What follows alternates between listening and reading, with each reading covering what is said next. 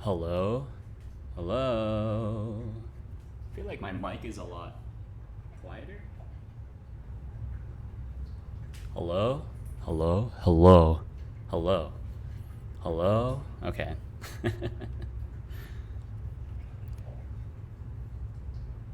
I guess we will start. I don't usually stream this early. This is weird. But I've had this idea. Last night I was like, man, I think I really got something going. But I do need to sleep.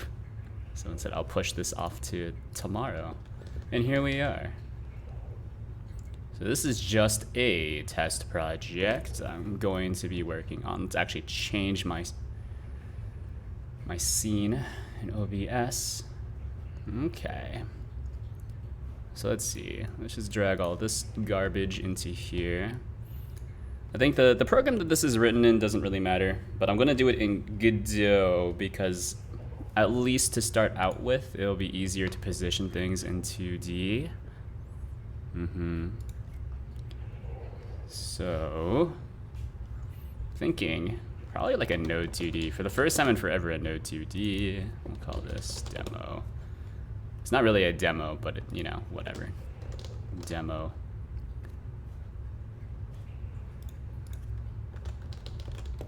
Screens demo.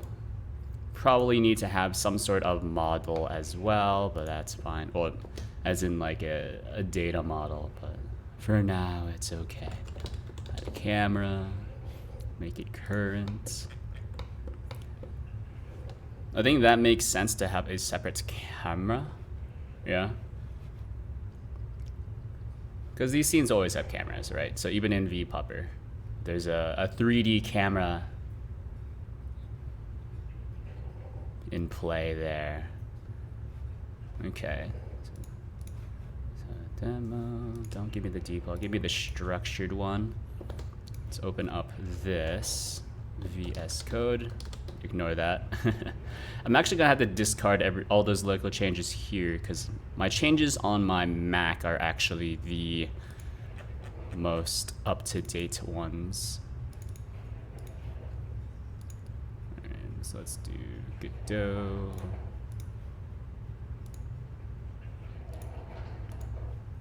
There's your demo.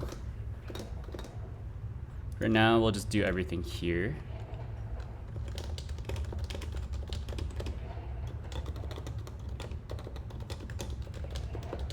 Is equal to camera 2D. That's your camera. It's pretty easy.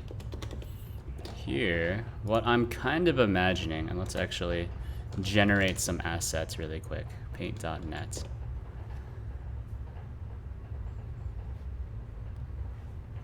Because I don't really have any assets. Yeah, let's do a bunch of squares. I think squares are the easiest to work with initially.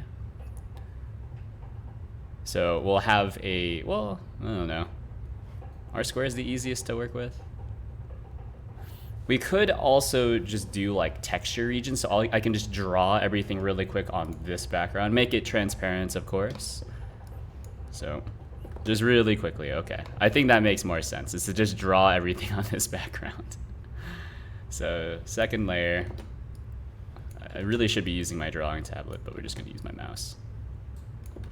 Hold on. First, draw a circle. Hold on. First, draw a circle. And then add the jaw. Yeah, okay, beautiful. And then just copy this. It's more or less there. There's your head. Different layer, because I'll just layer it on top of this. So, actually, this could probably be scaled up, huh? Hold on. Layer 3. It's horrifying. Okay. Just keep the background because it's easier for me to reason with. I don't know. What do eyes look like? This is about your center line, so I don't know. Eye, and then we'll just draw over later. Wee. And then you'll need to have eyelids. There's your nose. There's your mouth. And then we can, yeah, that's pretty much it, right?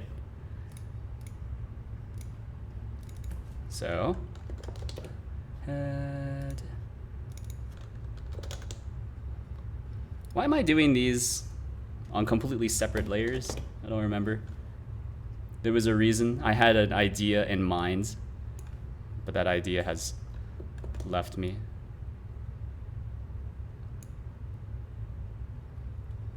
Yeah, I guess we'll just have to have the eye. Yeah, there's the left eye thingy. And then you'll have to have a separate one for the, I guess the actual eyeball. Left eye socket. Yeah, something like that. Then the right eye socket. They really should be like the same size, but whatever. Right eye socket. Yeah, and then in Godot, what I'm going to do is just use this as a texture atlas.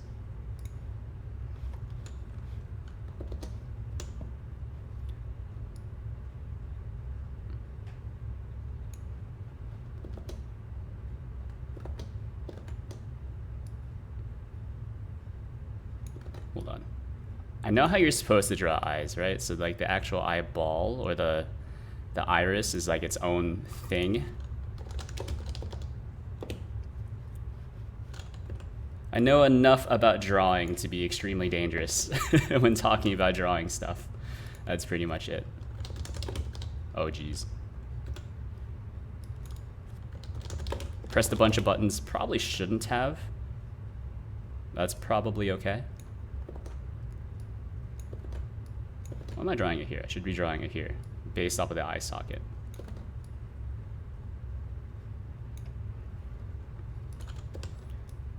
That doesn't make a huge amount of difference, right?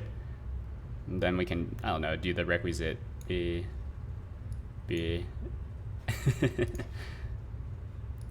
B, B, B, which is just like the highlights or whatever. The highlights drawn with straight black and white colors.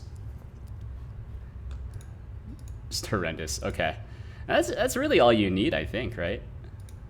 Yeah, that's all. That's most of your facial features taken care of. I mean, like your nose or whatever. There's your nose. There's your nose. I guess your nose doesn't need to be a separate layer, actually. Now I'm thinking about it.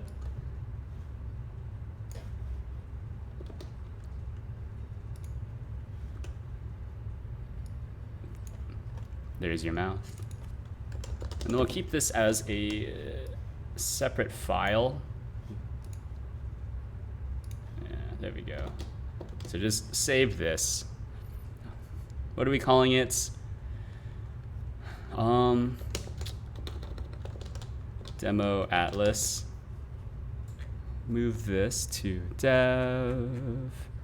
This thing, test assets. Throw it into there. And then we can flatten this as well. Save as a PNG. That's not how that works. Need to do it like this. Because we saved it as a paint.net file, but then just changed the extension name for whatever reason. But this should be fine. Flatten. Wait, hold on. Undo me. We do need to delete the background. And save as the PNG. Phenomenal. Flatten. So there's our transparency. So then we should have the atlas. Yeah, there we go. So probably like just another node 2D as your root node. So like your model root. And then everything else is just a bunch of sprites. So we can have a texture demo atlas, or we might need to import this as a new atlas texture. Yeah. Quick load. Here's your atlas. Where's my atlas? Oh, it's here. I knew that.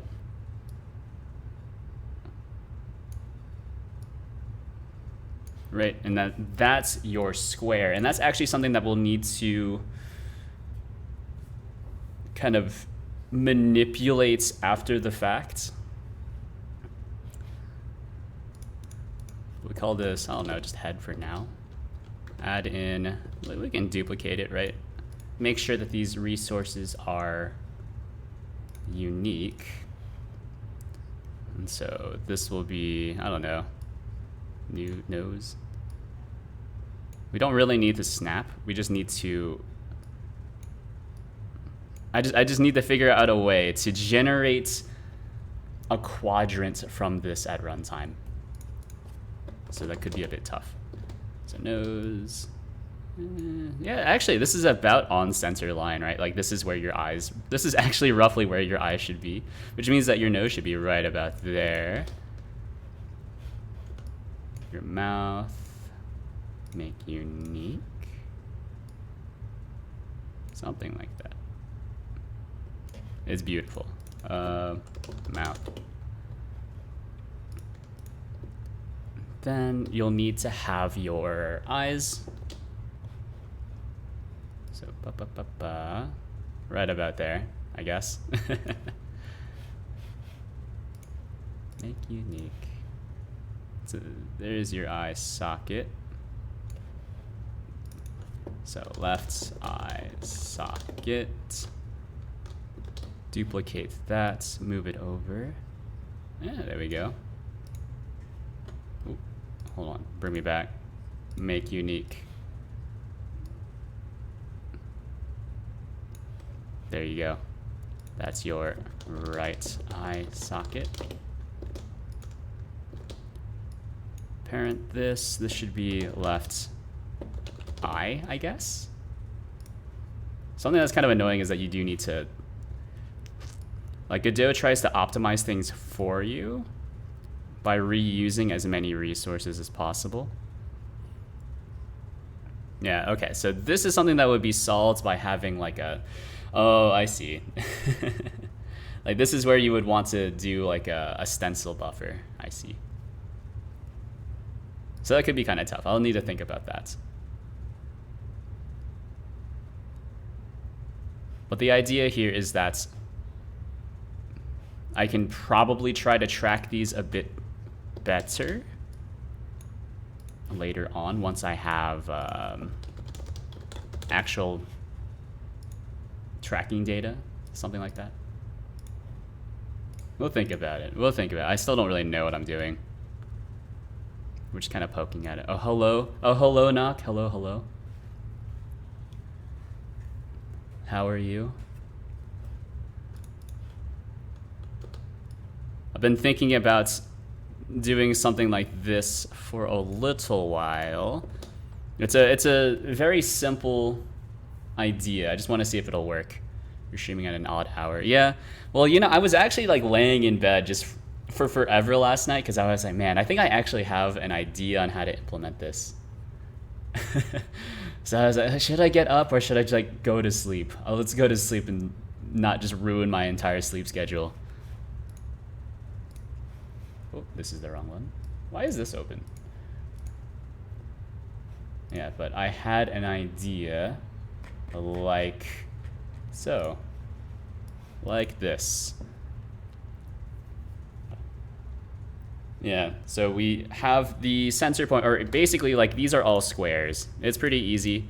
And then we can subdivide every single square into 4 quadrants. So they are 4 separate images, which means that we can resize them at will while still maintaining the square's shape. So it's really easy to anchor them as well.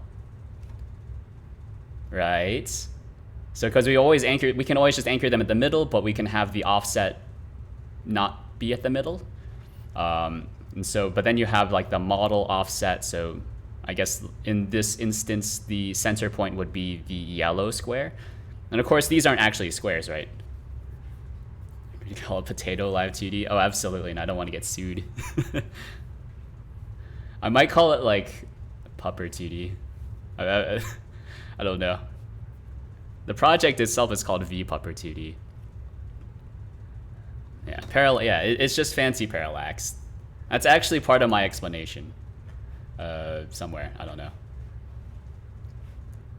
I know I've mentioned it twice though, and then I don't know, it went over a bunch of people's heads, or not a bunch. The one person that wanted to intellectually spar. But I think it should work. It's like it's parallax scrolling in combination with like this. This is the idea. Yeah, so it's I don't know how performance it's going to be, since if you presumably there will be a bunch of layers, because like even to do something like blinking, you'll need to split your eye, or I guess your eyelids into two parts, maybe just one part. I'm not sure.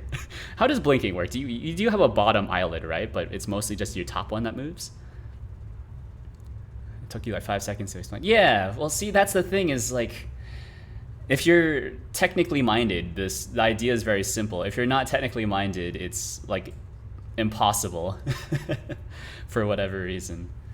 But yeah, I think blinking is one of the things where this could really turn into a huge hassle, which is why I just want to do something really quick so I can stop thinking about the idea, right? Because every single image is actually going to be subdivided into 4 images, which could be kind of a pain. I'm not sure. Maybe it'll be good enough. Maybe it will be good enough. But for now, all I need to do is grab everything under module root. And I'm doing this in Godot, not because it's the best choice or whatever. I was thinking about just doing this in Python really quickly. But I was thinking it would be easier for me to just be able to lay it out visually like this. Like you have multiple images at the same depth. Yeah, that's what this idea is, I guess. Right, so then you'll have like just imagine that there's like a skin tone here, I guess, at the top quadrants. And so what you could do is overlay both of these squares over the eye so they kind of fit right over it, right? And so if you wanted to have your eye fully open, you just squish the top part and squish the bottom part, right? And remember, these squares don't move. These squares are anchored, right? And if you want to blink, then you just unsquish it the other way, right? I think that makes sense to me. And then if you want to like turn your head, right? So you want to like have like the pseudo 3D effects. That's where like the left and right would come into play. And then looking up and down would also have offsets on the squish, et cetera, so that now I'm actually like thinking about the implementation of like eyelids and stuff. So, actually, that could be kind of tough. That could, yeah, because what happens when you look up and down but you're blinking? Does it like unsquish itself? Because you wouldn't want it to unsquish itself. You would want it to stay closed, but I guess like the offsets would need to change. Yeah, we're at the prototype at the very least. Yeah, I think the only part where I can see this falling apart, I said part twice, is for like blinking and mouth tracking.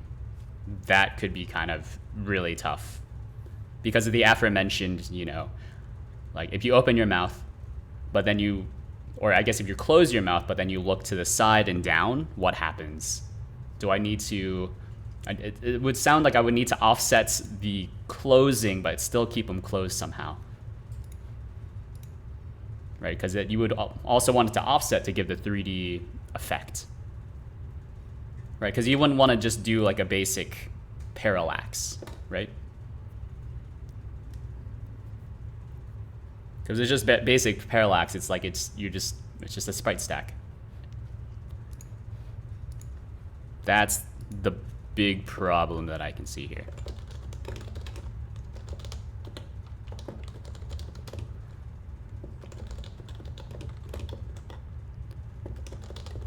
All right. So let's see. I do need to look at my scene tree here. Take some tweaking for sure. Yeah. Yeah. But how are you? How have you been?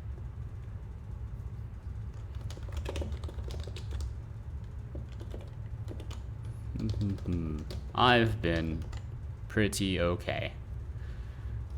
I'm kind of stuck. I don't know. In terms of like work, I'm kind of stuck where I am, which is like both a good and bad thing.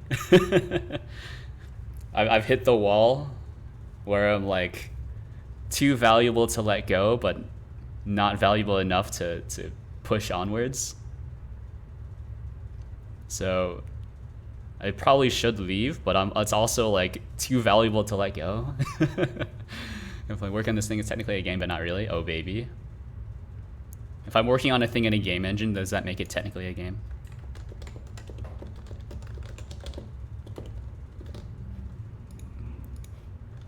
I guess this could be technically used for a game.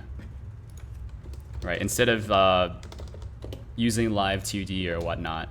Right, because I feel like Live 2D, a lot of the complexity comes from the fact that it's not meant for people just standing in like a T pose or an A pose. It's meant for, I don't know, like weirdos who are laying down and paint me like one of your French girls. One of those poses, which is what Live 2D is really good for. There's no game engine. What are you writing it in? Are you writing it in Zig? I tried to get into Zig, but I hate the build system. It's like everything with Zig is like a build RS, and I kind of dislike using a build RS. Rust, obviously. Oh baby, Rust. I've been working on a game engine in my free time. It's mostly just following the WGPU tutorial though, and then just kind of doing my own thing in the back. But let me see. I don't really know what I want to do here actually, because I need to create the nodes and then reconstruct it somehow. Okay, let's see. I guess we can do it like this. We don't need to onReady it, so the reference root, something like that. This will break. Some sort of node 2D. Get rid of this. I wrote this twice. Or no, I didn't. I accidentally copied it by pressing Control D. Alright, so there's your reference root, and then we'll just grab all the other parts. And then we'll reconstruct it. Yeah.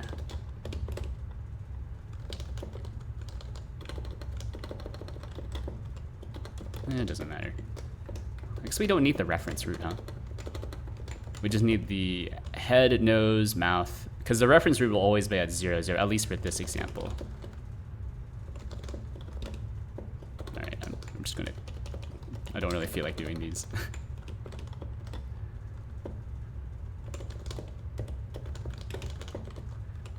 So mouth, left eyes. But yeah, what are you working on though? All I got is that it was in Rust. Unless it's a secret project, in which case I understand. I've also been working on secret projects, mostly because I keep rewriting them, so I don't want to announce them.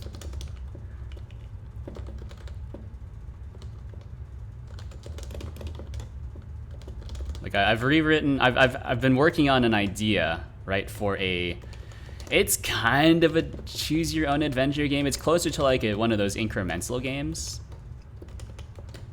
But I was thinking like, what if you just had a game where it's like an incremental game, but you build up just a bunch of characters.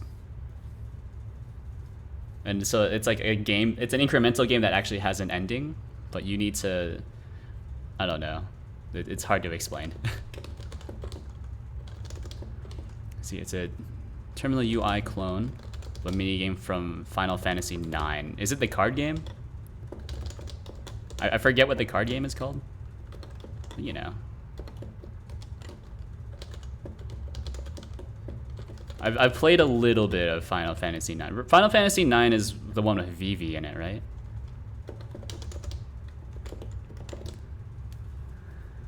Right, and I could write the logic with other programming languages. Except for the game logic in the UI entire. Yeah. Tetramaster. VV best boy. VV's a boy? I thought VV was just like... Wasn't VV just like energy? Is that a spoiler?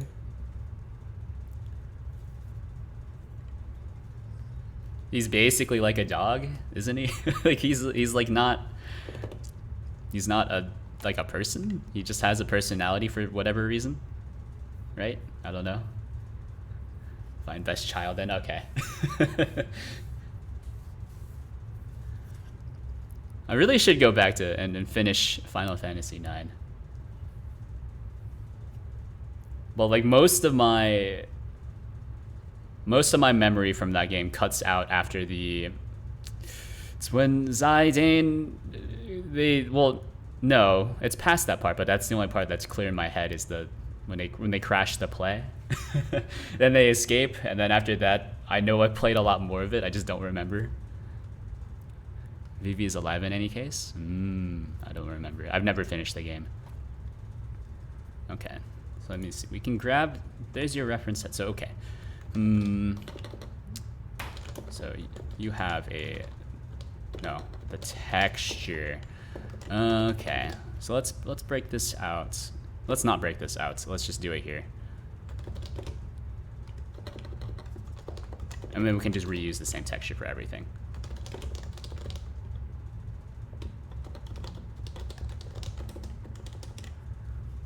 So just the very first part, yeah, that's all I can remember.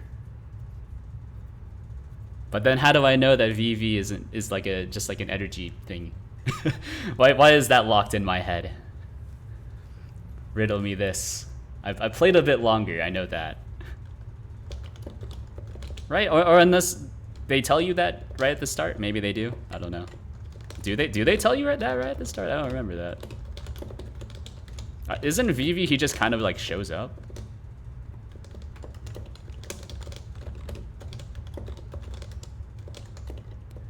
It's like disc 2, I think. I have no idea. I didn't play it on console. I played it on... Did I play it on PC or did I play it on like a tablet? I 100% did not have a PlayStation though, I can tell you that. Get image. Get data. Alright, so it's get data. That's your image. Wait, is get data your image? Okay, it is your image. Okay.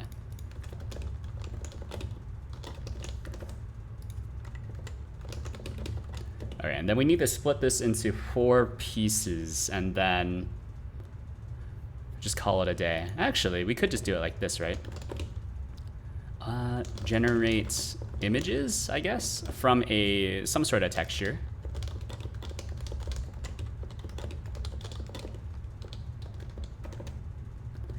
Something like that. Should definitely finish it. It's the best FF of my IMO. I think the only Final Fantasies I've finished. Final Fantasy VI, that's very good. I did let the ninja die though by accident. after when you fight Kefka on like the floating platform and then you have to escape, and then you're supposed to go back and save the ninja, but then I just I was like, I don't know, maybe he'll save himself, and then I didn't have the ninja for the rest of the game. R.I.P. Pupper. And then I finished Final Fantasy 15, which is a horrible game. I hated it. But I forced myself to finish it. Alright, I guess this is like split images.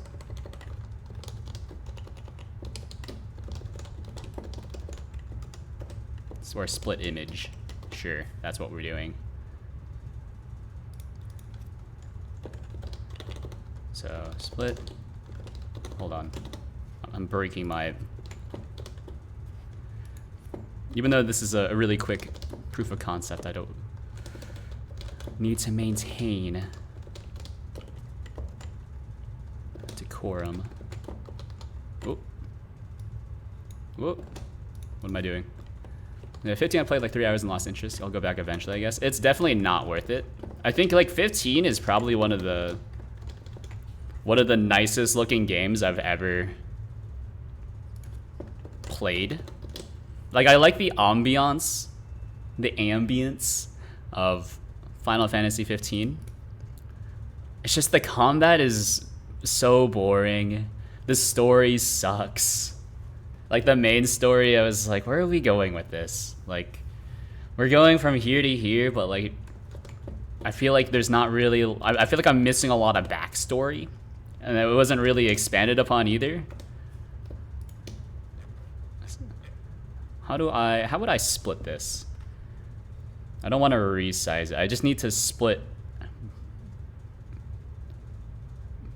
For now, I'm just going to split it down the middle, and then we can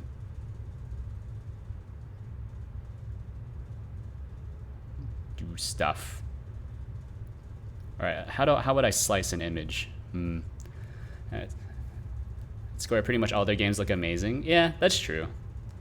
That's true. But a Final Fantasy 15, though, especially looks really, really good. I think right now I'm kind of playing through Final Fantasy 11. I think I'm only in the first act though, but I don't know. If there wasn't like a super speed up, I would not be into RPGs anymore. Godot slice image. How do you slice an image? I don't want to need to auto slice. How do I crop an image? Yeah, sure. No. I can't do this. Oh, but this gives me a. Oh, do I need to? I can't use a texture atlas then. Oh, I see. I see.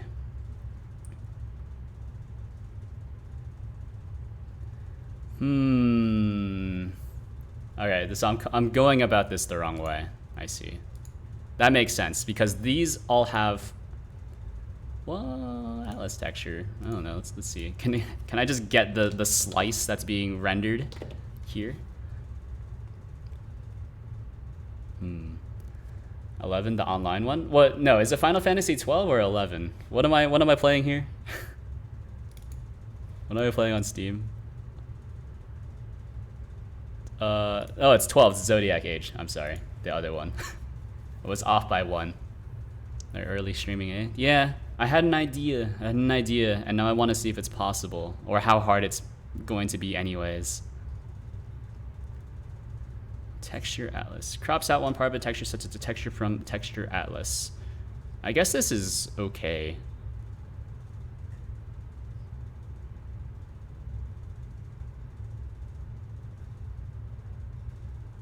I guess this is okay. Is there no other way to slice an image? Maybe I should have done this in Python. Because I know this is somewhat easy in Python. You just use pillow or whatever. How did they do this? Slice world, slicing, That's 12, the one with the gambit system. Yeah, the gambit system, kind of cool, I think. It's basically just like we didn't want to program in our own AI logic, so just do it yourself. And you know what? I'm kind of into it. What does this give you back? This gives you an array.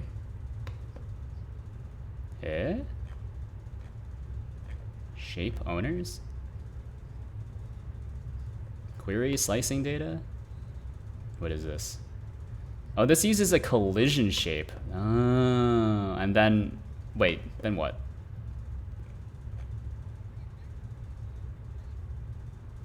Oh no, this is for like slicing for like physics. This isn't actually like, okay, maybe I'm using the wrong language here. Crop image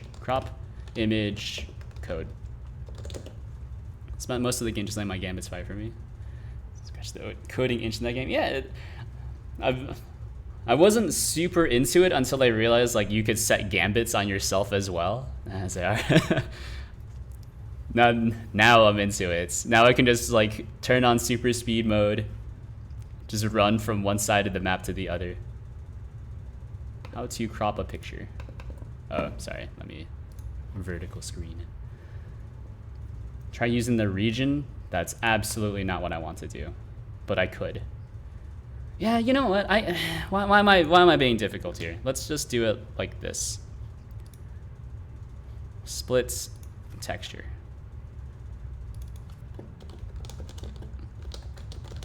Split texture.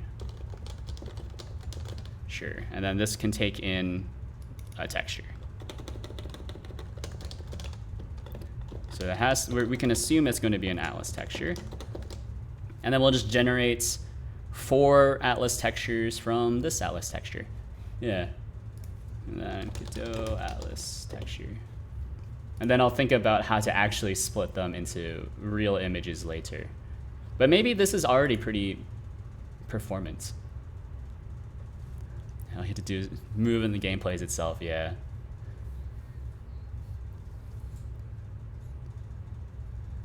It's pretty good. It's pretty good. I like games that play themselves nowadays. Just turn your brain off. That's why I was working on an incremental game. Or I guess an incremental game with more steps.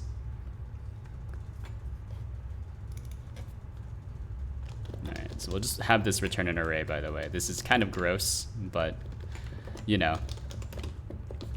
It's not an array. It's kind of gross, but whatever. So then you have your texture. Texture atlas has, I guess, the atlas. All right, so we do top left is equal to texture duplicate true.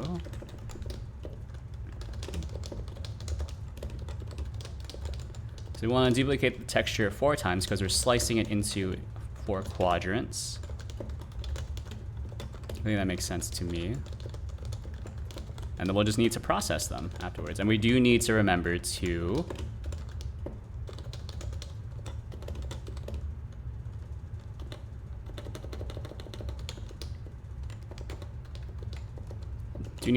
that we need to process these later.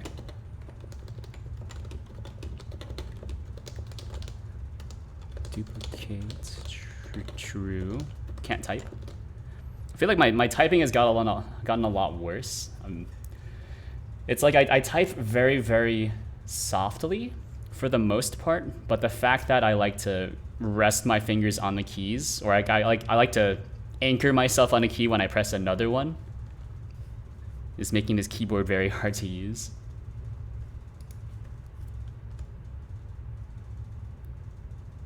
It's kind of a holdover from my instrument playing.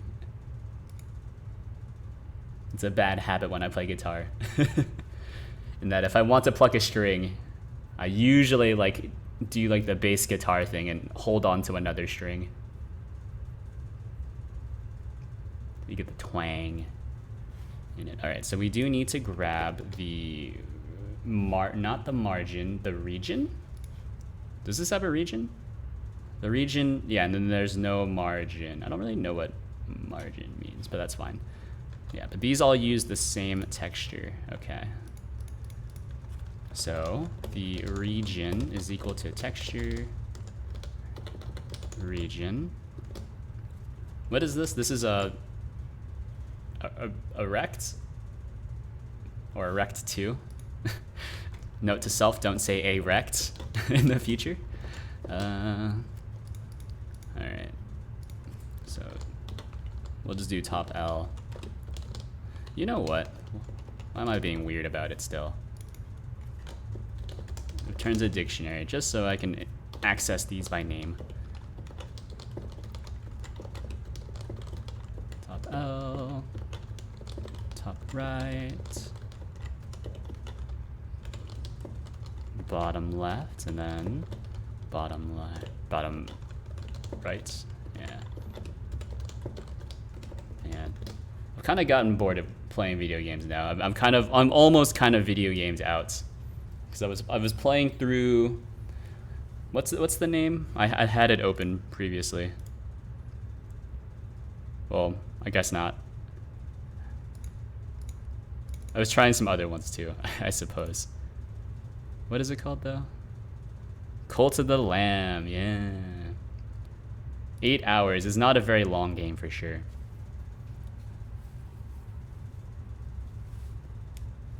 I was kind of bored though.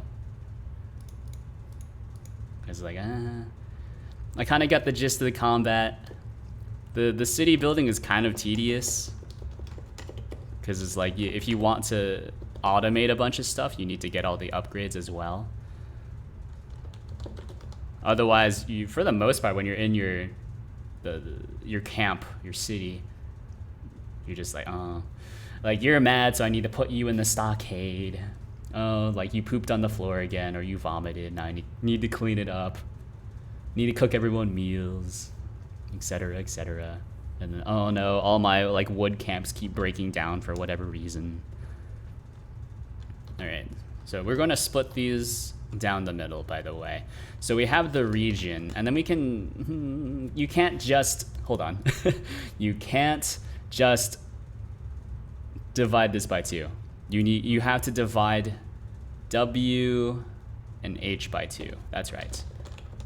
W, no? Does Rect 2 have a W? Oh, it has a size. That's displayed as W and H. Well, no, it's just the size. Yeah. What is end? Ending corner. Setting this value will change the size. All right, that's fair enough.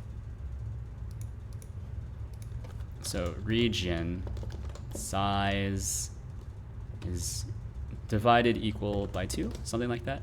Sounds like a job. Yeah, I mean it's actually like if you're into like Animal Crossing, I think it could be pretty fun. Like, and Animal Crossing is like an actual job for sure. 100%. It's Animal Crossing is just chores the game. So some people like it, right? It's like the same way that some people like to do like the Marie Kondo thing, you know. Does it spark joy when you organize literally everything in your apartments? It doesn't for me, but at least I don't leave everything on the floor, which is pretty good, I think. Like, I remember, like, I was taking a lot of flack from my family for, like, when they were over at my place, they were like, why is your place so messy? It's not that messy, right? Like, everything's on a shelf. I probably could stand to vacuum a bit more. Then I go over to their places, and my little brother just clothes everywhere. It's like, what? My parents just have boxes just on the ground everywhere. It's like, what are you guys talking about? Don't have too much recourse to come at me, right? All right. So I'm just thinking through, by the way, how to apply the region, right? Because the texture, region, size, the sizes should all be the same, I think. Probably.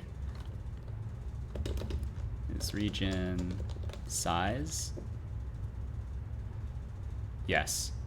So set the size, but then it's the position that needs to change. So any of the left ones, those can all be the same.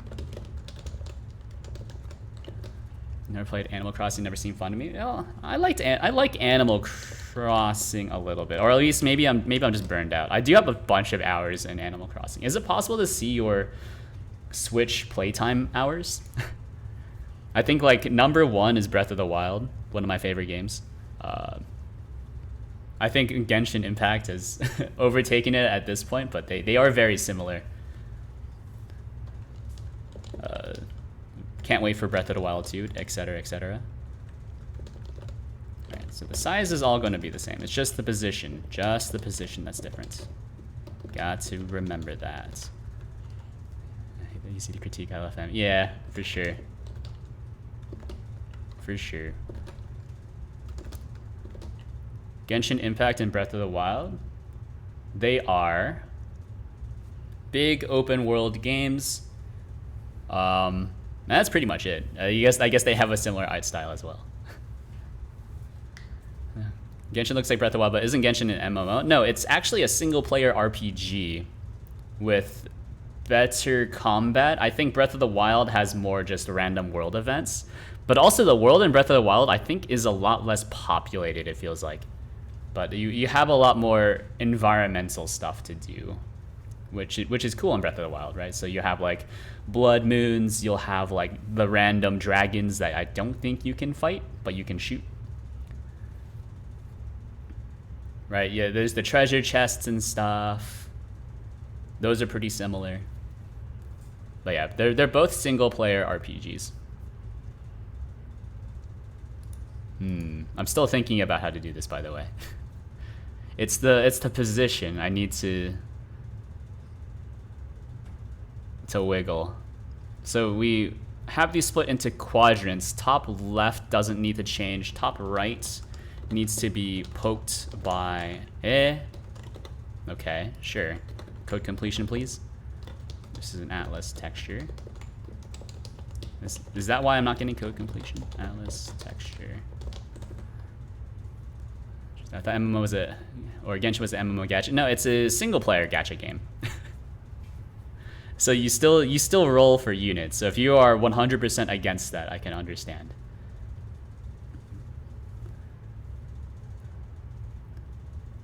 And then there is co-op, I guess, if you want to count it as that. If you want like an MMO gacha game, there is Tower of Fantasy, which I would not recommend playing on PC because I think its kernel and anti-cheat driver was reported to cause crashes. And also it does not uninstall the kernel anti-cheat after you uninstall it, and it installs itself as your root path, not inside your programs folder, which is very annoying. Pretty garbage, but I think if you play it on mobile, it's okay. It's pretty fun.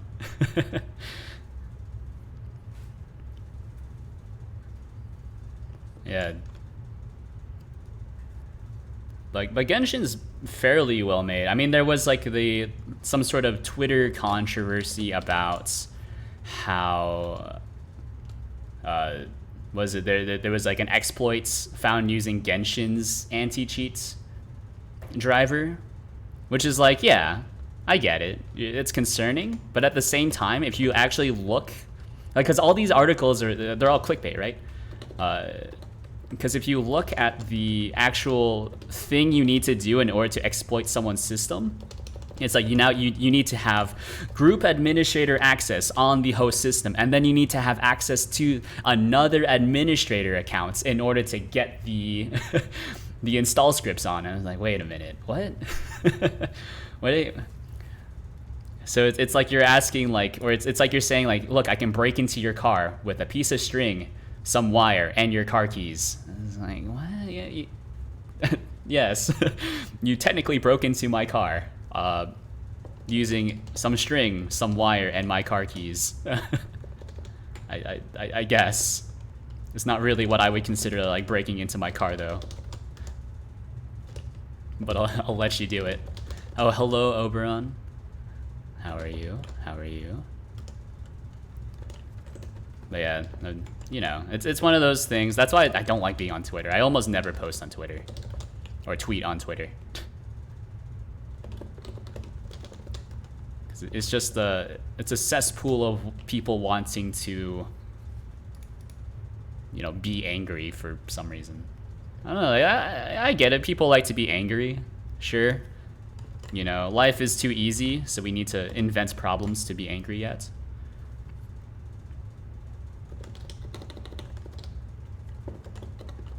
Actually, we can make this simpler.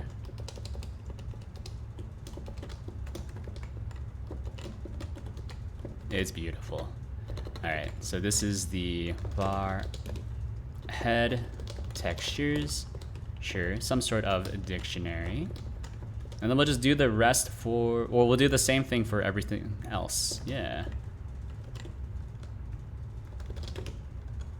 Yeah, let's see. Nose textures.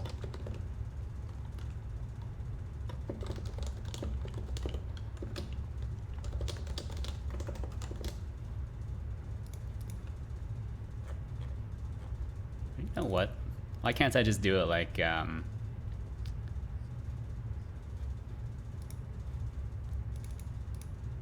so these are all just sprites, I guess. So sprite, and then var texture is equal to sprite, texture. Yeah, I feel like the Twitter thing is one of the things I've just been left behind by, sadly enough. I really should get more into it, because that's my generation. You know, I was reading an article yesterday while I was just waiting for my Docker image to compile or build, because it takes forever. Because we need to recompile x86 images for S390X, aka a mainframe. How fun!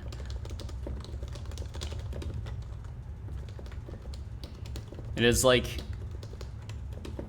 apparently, like, millennials have a very obvious tell for when they're recording. I was like, really? And they show some examples. Like, oh, you know what? I've never really thought about it, but yeah. Compared to like how a Zoomer might record themselves on video, like Zoomers kind of just start talking immediately. Well, millennials have a very slight delay. Interesting. You're a One Piece fan? Sadly, I think you mean luckily. Yeah. Luckily, but you gotta play the social networking game. Otherwise, no one ever takes you seriously.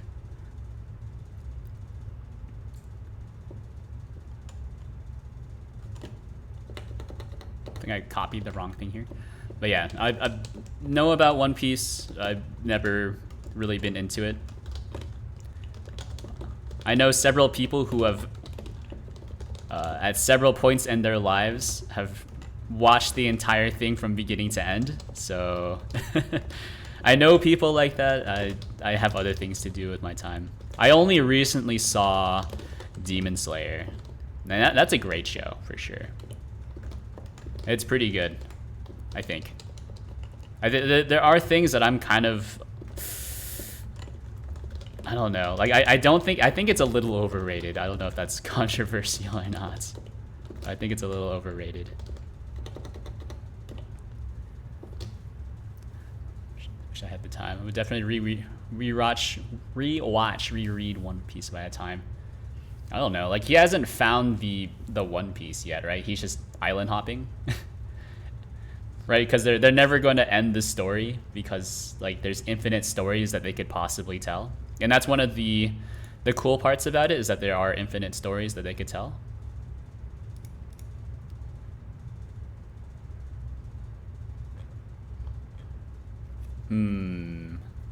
Okay, hold on. Head textures. All right. Oop. New root. So we'll have some sort of node to D. And then we'll just attach everything to this thing. So add child new root. And then for every single texture, we need to generate, okay, I got it. So we'll split the textures for a given sprites, and then construct sprites given all these textures. Yeah. I'm really just kind of building out like a pipeline, and then I can, it's not optimal net. It's not optimal, but we're getting there.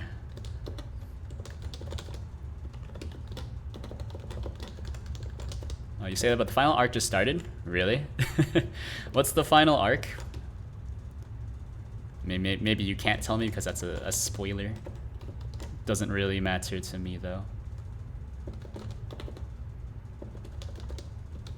It's all the same to me. Because I'm not gonna watch it. I don't have that kind of time.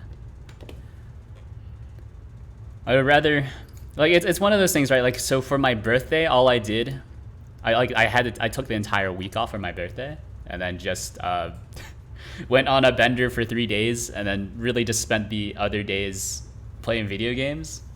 And then at the end of it, I was just like, man, what a waste of time. Which is a horrible use of time.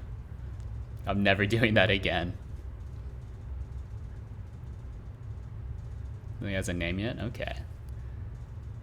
But yeah, possibly still years to go. They could stretch this out for forever, really. But I don't know. Just consuming content doesn't make me feel very productive. I think, if that makes sense.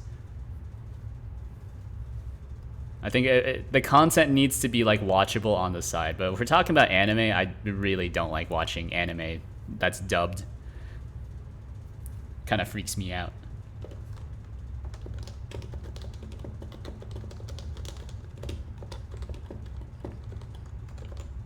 Construct sprites from the head textures. Yeah, we'll do it in separate steps so I can debug it. That makes sense to me. And then we'll just add all the sprites here. So for head, for S in head sprites, we'll do new. Ooh, hold on. This could be dicey. No, I can't do that. No, the node hierarchy needs to be roots, roots, roots. So for every node here that you can see here, I need to generate an empty node that I can then tag each splits on. Yeah, that makes sense to me. Also, my coffee's ready. I'm gonna be right back.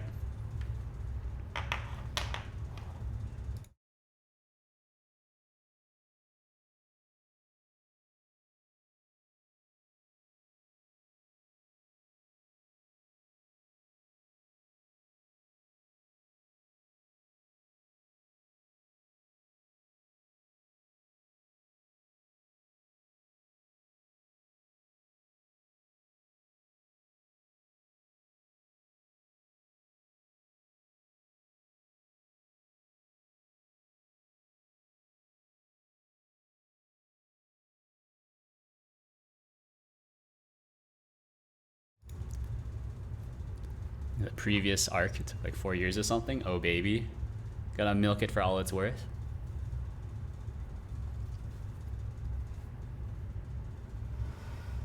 Yeah, I mean, if I had a cash cow like One Piece, yeah, for sure. For sure. Something I would want to start reading, probably not watch, but read, is Berserk. I've heard good things. I know that the creator died or whatever, so that's unfortunate.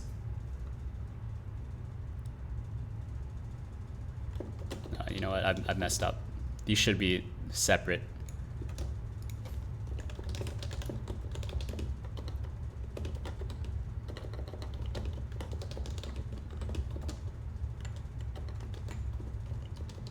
But I think for Berserk, they're bringing back, well, they're not bringing back, but they're continuing it with, I guess, a trusted confidant, if you will. Yeah. Since it's so highly rated, how bad could it be, right? How bad could it be? I like content that makes me feel a bit uncomfortable. Just a bit uncomfortable. You know, I don't need any goatsies in my life. I've already seen enough of those.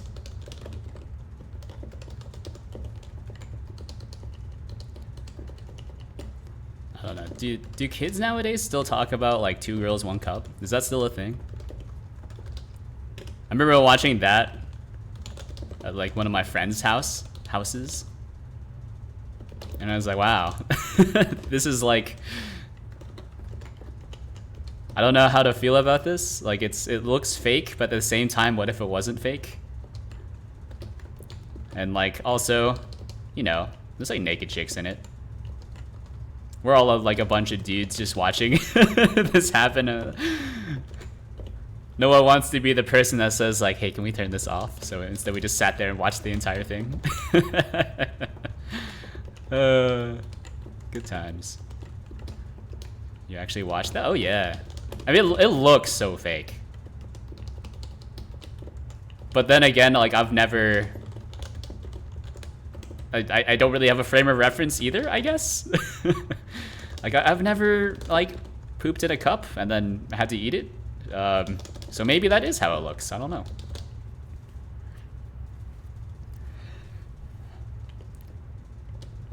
And then hopefully I will never need to know for reals. What I can tell you is that Human Centipede definitely did not look like that. So, as we all know, Human Centipede is a documentary. And thus you should base all your scientific opinions off of that one movie.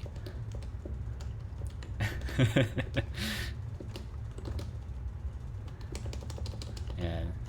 It's weird, actually. A lot of these, like, weird films, I guess, I don't know. Is Two Girls, One Cup of film? I've also seen, was it, like, Two Guys, One Hammer, I think? That's extremely disturbing. Would not recommend it. Was it Two Guys, One Hammer, or is it One Guy, One Hammer? Three Guys, One Hammer? Where it's just, like... That's actually, like, a snuff film. That was disturbing. I think that was probably more disturbing than Two Girls, One Cup.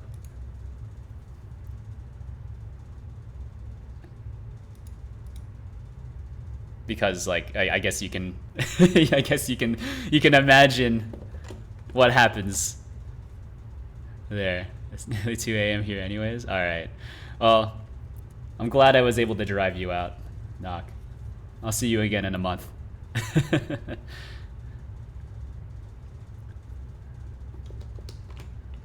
Take it easy. Goodbye. Let's see. New route. So we'll just construct this manually, I suppose. New routes. Add. Hold on. Hold on. Oh, jeez. Thanks for redeeming a hydrate. Instead of drinking my really hot coffee, I'll drink some water instead.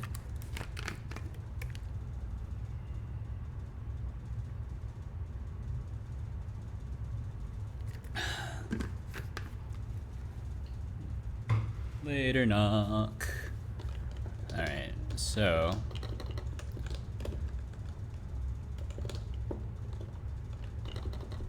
let's see. Let's call it head. Head route? We'll call it model route. Why not? Model route. And then var head routes, which is a node 2D, I think. That makes sense.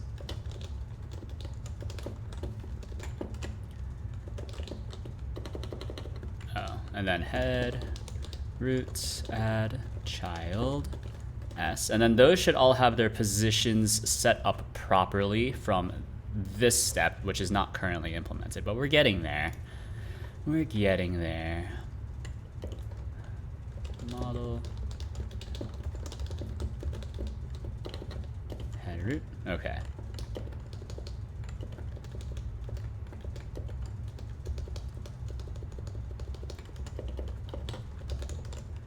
Region head. All right, and then we'll bring this back into here, just so I can get the actual region folding here. I think that's actually okay. That's good enough for that.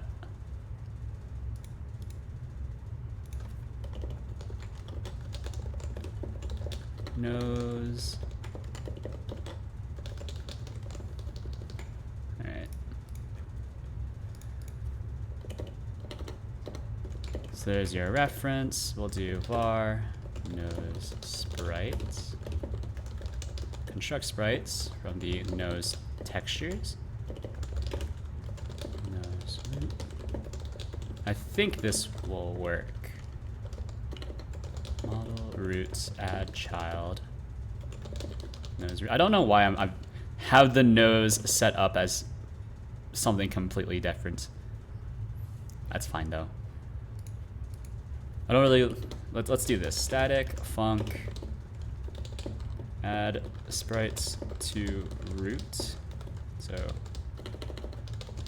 root some sort of node, and then sprites, which is an array. So for s in sprites, root add child s. Yeah, there we go. Easy, easy, easy.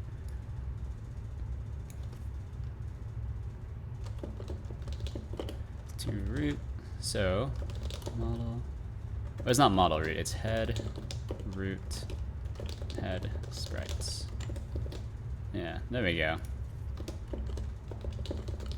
To root, nose, sprites.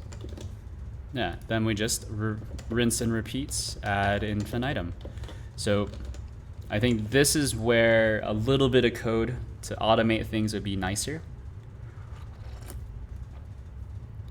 We think about it. We could just walk the entire node tree, but that sounds a bit more difficult, right, than just doing this manually.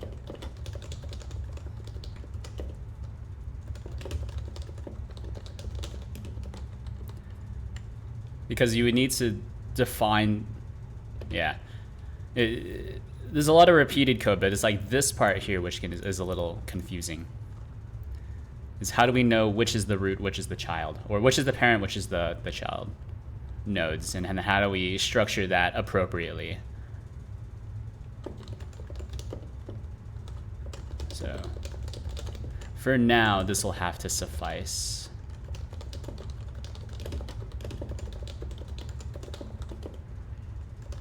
Math root add child. Well, no, model root. So these are all added to the model root, which is just a face for now. Mouth root, add sprites to root, mouth sprites, yeah. And then all the eyes as well.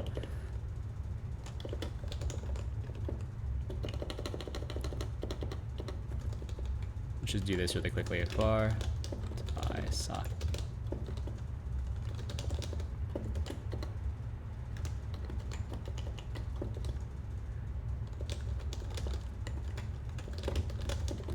Socket.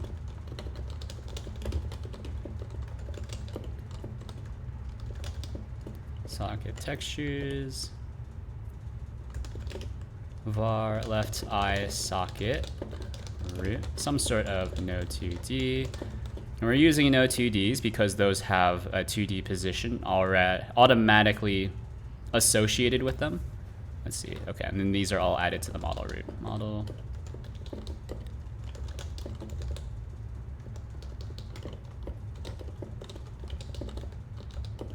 To root left eye socket roots, left eye socket sprites.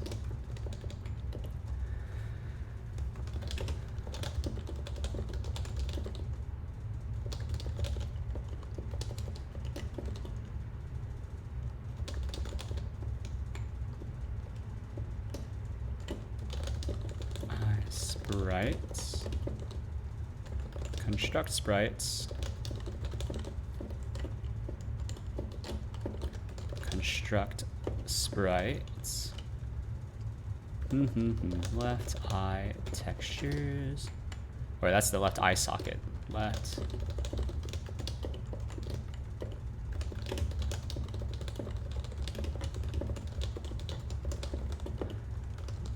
And then this is not model root, but this will be left eye sockets root. Add child. See, this is the confusing part, is how do I do that? Determine the hierarchy from that. Can't be too bad, but I don't want to think too hard about it just yet. If I don't need to think about it, I won't think about it. Right? Because over-engineering a solution, that's a common fallacy for many programmers, right? So I was actually trying to avoid on Discord, right, is to avoid over-engineering this, because the underlying idea is very, very simple. we'll keep it simple for now, and then if we need it to not be simple in the future, you know, we can do that. We can extend it, we can change things while things are still kind of, you know, in flux, as it were. But for now, we just need something that works as a proof of concept. So if it's ugly and it works, then it works. Then who cares?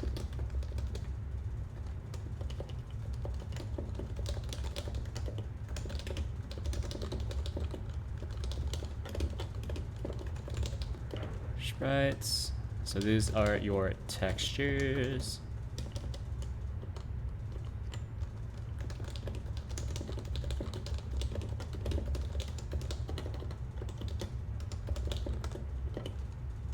And then this is right eye socket root add child right eye root.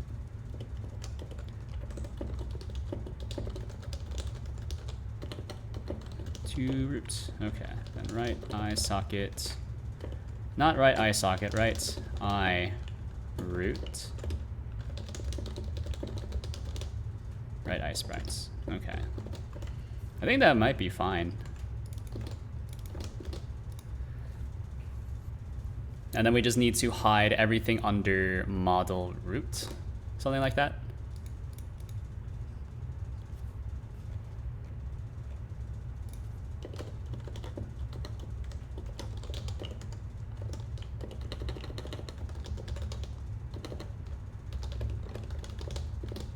Something like that. So if we do this, what happens? It explodes. That's good.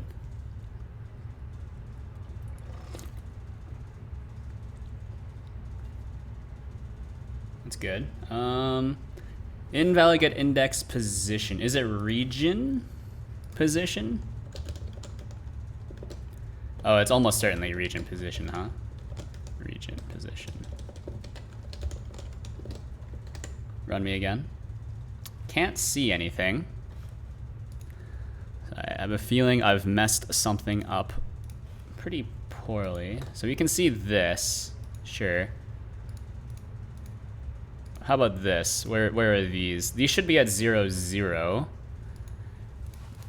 Actually, most of these don't even have... Yeah, these don't have sprites attached to them. Oh, it's because I didn't implement this. Oh, yeah, that's right. Yeah, that would do it. So given these textures, we do need to create sprites based off of... Well, I mean, that's fine, right? Yeah. Construct sprites based off of some sort of offset. So I think the offset is going to be based off of the texture region size. Well, no. Wait, yes. Wait, no. Yes.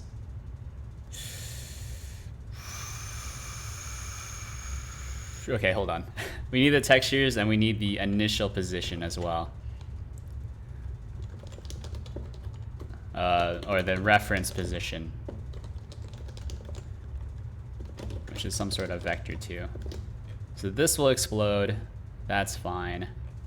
Too few arguments for this thing.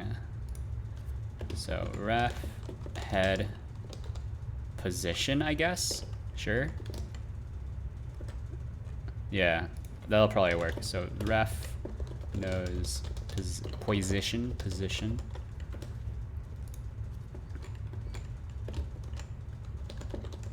Ref mouth position. Let me see this one. Oh man, there's so many of them. Eye socket.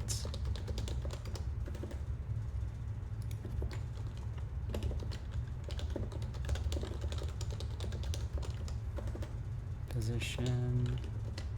Ref. Right eye socket position. And then ref right eye position. Something like that. So then we can then construct the actual sprites now. So we'll start like top left. Yeah.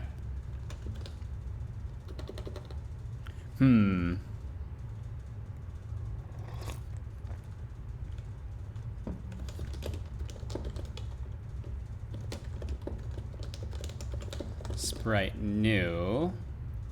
And then the top left position, because you can't set the global position until it's actually in your scene tree. But that's fine. Is textures top left. No. It's the reference position. It's the reference position.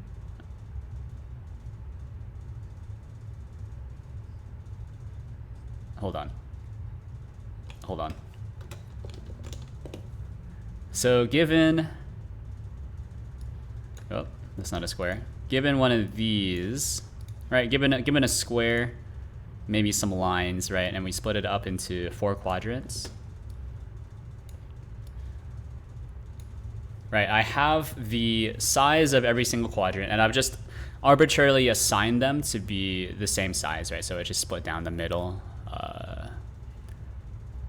on both the X and Y planes, axes. So then I also have the initial position, which I don't need to think about. So then I just take, for top left, right, the initial position is actually the center here. So the center is not always at 0, 0. So we take the center minus half the position. Yeah, okay, so minus textures, top left. This is not great, but just bear with it for now. Region, size, divided by 2. Something like that. That should probably be fine.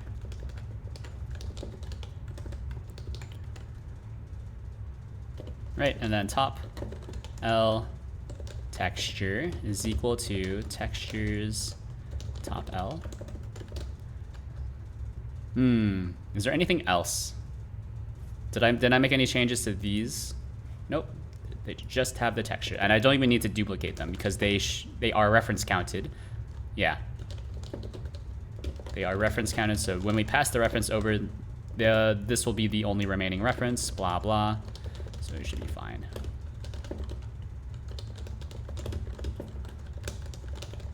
Top right. Wait, this is wrong. This is wrong. This is wrong, yeah. So this should be X is plus equals.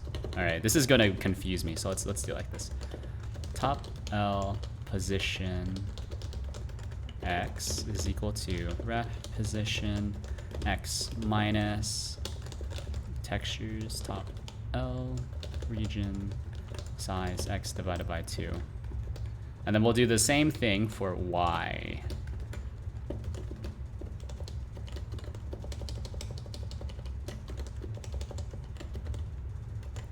Yeah. And then here, this is top right. Just need to go through this, bum, bum, bum, bum. But then the X value is actually being added here. Yeah. I know things sometimes. Texture is equal to something like that. Top R. So this is bottom left. And then bottom right.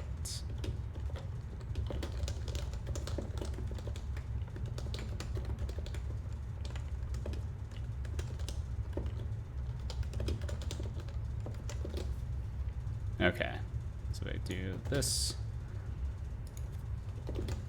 So we just need to flip these, bottom left, up, up, da, da, da, da, da, da. So bottom left is minus, if I can find the key, plus. It should be fine, I think, yeah? Should be fine. Because bottom left's minus X, positive Y. That's right. And this one. bottom right. It's the same thing, except we will be making all of these addition rather than subtraction. Okay, cool. So then when we start this, we explode. That's good. Invalid get... Oh, sorry.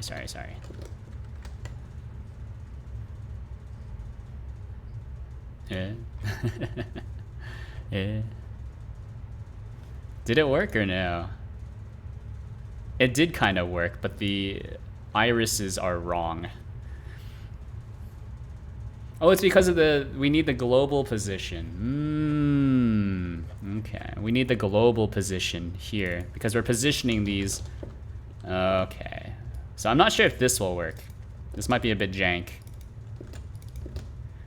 Oh, this is almost certainly gonna break. Actually, because they're zeroed out, it's okay. But we do need to add in the... We should be using the local positions, not the global positions, because once you get off of,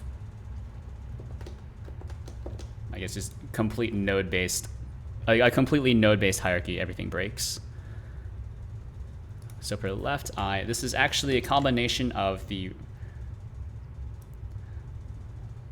left eye and then the left eye socket position. All right, so it's a modified position. Adjusted position, right eye socket position plus, yeah. So that's basically what she wants. And then after this, now I need to figure out how to. So basically, what we've done is we've reconstructed the entire model, which is nice, right? So we can queue free this.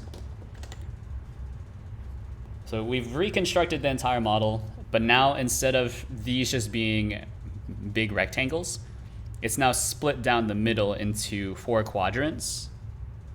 And they look extremely seamless, but actually that's how this works. Actually, how will this work? I haven't really thought about it.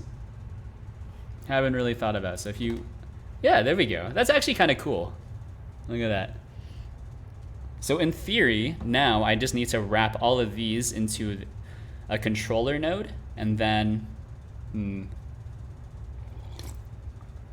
have some sort of logic to squish it, right? So you move the midpoints of all, or you move the,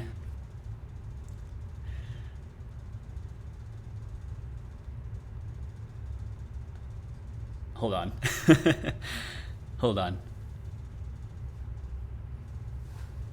Hold on. How would you resize this? I shouldn't be resizing the textures, but I can resize the actual no.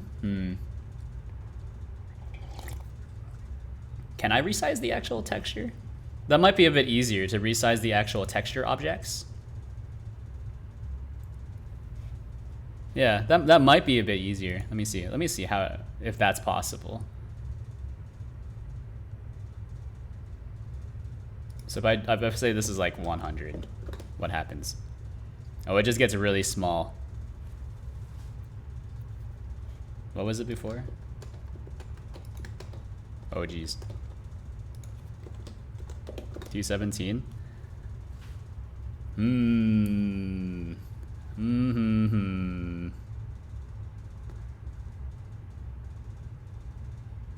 No, that's not it. No, that's absolutely not what you want to do.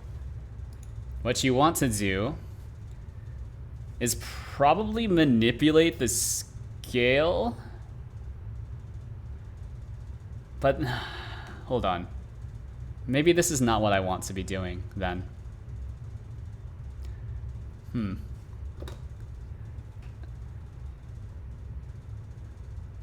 Because like I know what I want to do, right? Is I want to stretch this out. So given one of these, you're able to stretch. So what does this do? What does this transform? It stretches the position and then also modifies the scale. That could be kind of tough. That could be kind of tough. So everything needs to move in line with it, everything else. Is there an equation for that? Right, because doing this, so position, well, head is at position 0. So if you stretch out,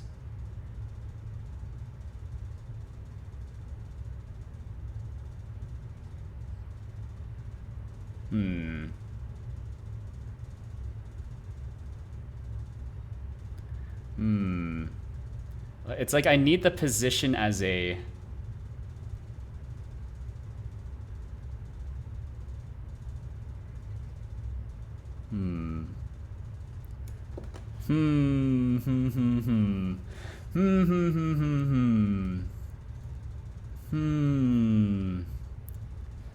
It's like I need to anchor certain corners. That's it. I need to anchor certain corners. But how would I anchor a corner like this for a sprite?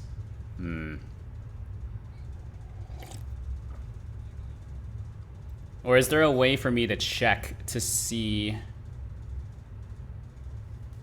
Is there a way for me to check the position of a given corner for a sprite? So sprites, yeah. Nothing inherits from sprite, which makes sense. So we have centered, offset, no. Frame coordinates, no. Region enabled, no. Okay, so there is not too much I can do here. This method looks different. Is pixel opaque?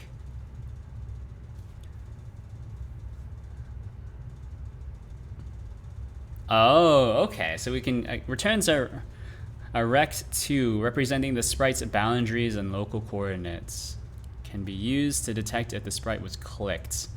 I don't think that's actually what I want.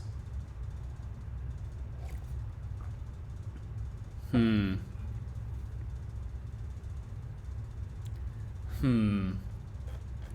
thinking. I'm thinking. There must be a good way of doing this. Or is there a way for me to get the bounding box? And from that, I can calculate the rest.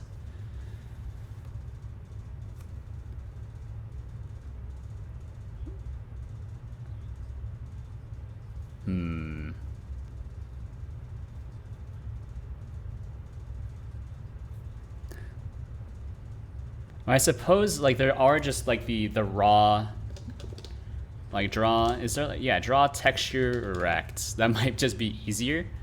And then we'll just coordinate everything like that. So we can store the textures, blah, blah. Yeah, you know what? Instead of generating a bunch of sprites, that might be easier. So we'll give each node a list of textures it should be drawing. And then here, what's transpose? Draws a textured rectangle at a given position, optionally modulated by color. No.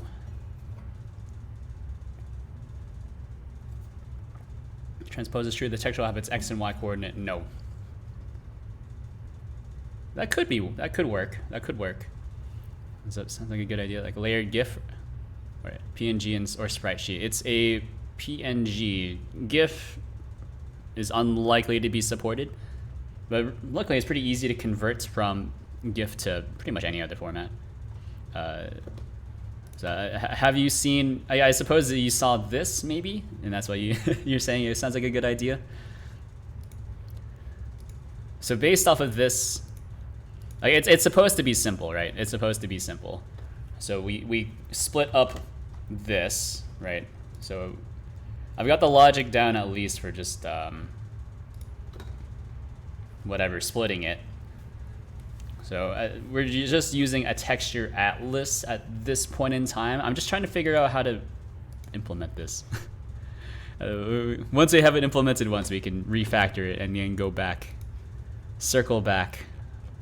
But right now it's just a single texture and then we're picking parts out of it. Let me see.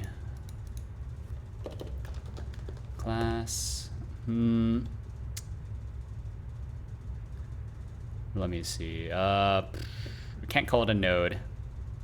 Can't call it a roots. We could call it a roots, but we're not going to.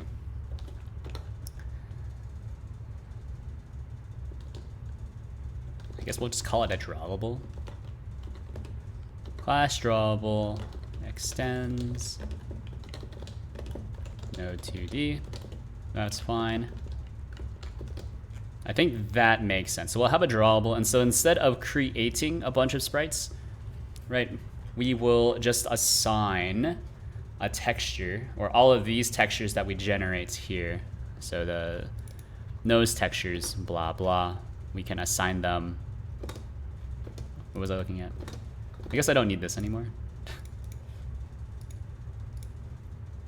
We can assign them appropriately. Yeah.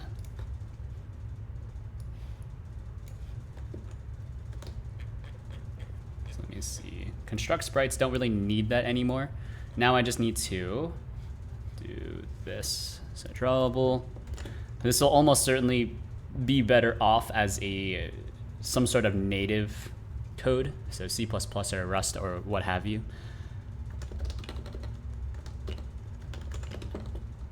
But for now, we can have textures passed in as a dictionary.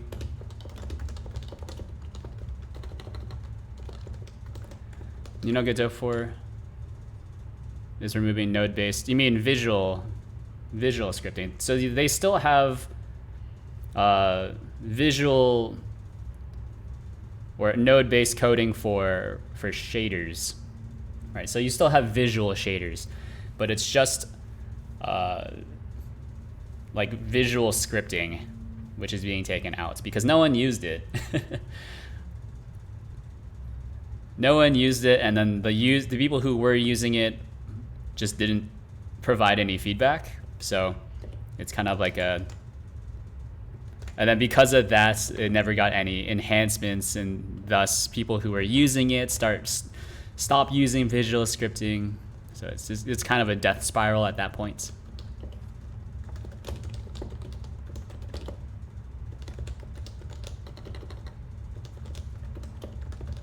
Yeah, I mean, I don't know. I don't really care. I highly dislike visual programming.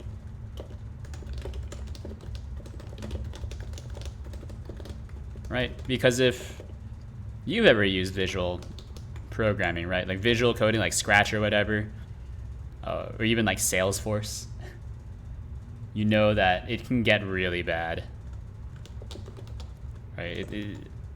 It's just too much of a pain to have to worry about. I have other things to do, right? Why not just learn how to program? Right? You're learning visual coding, visual programming. It's not any easier. I guess it's easier to look at, I guess.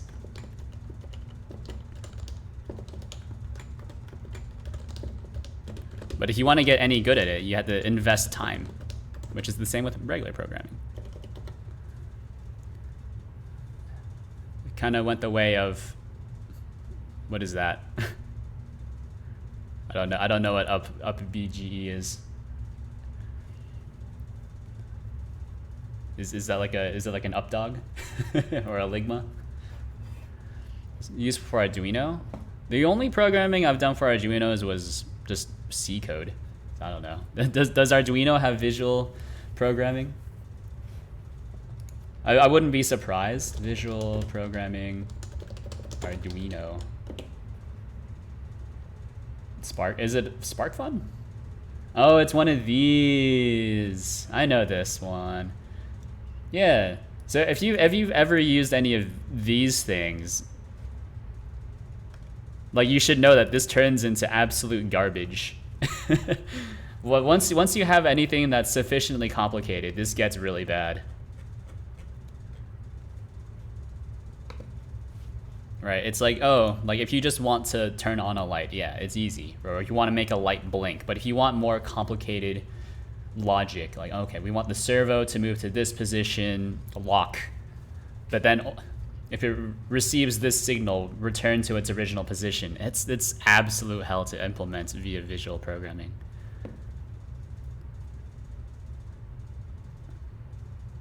Blender game engine discontinued at 7.9.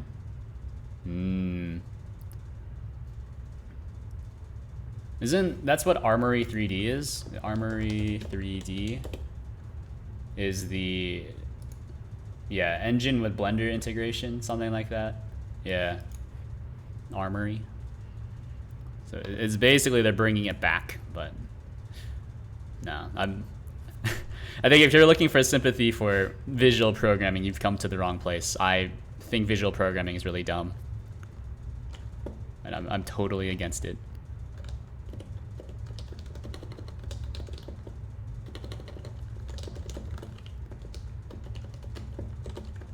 Okay, so let's do a draw call.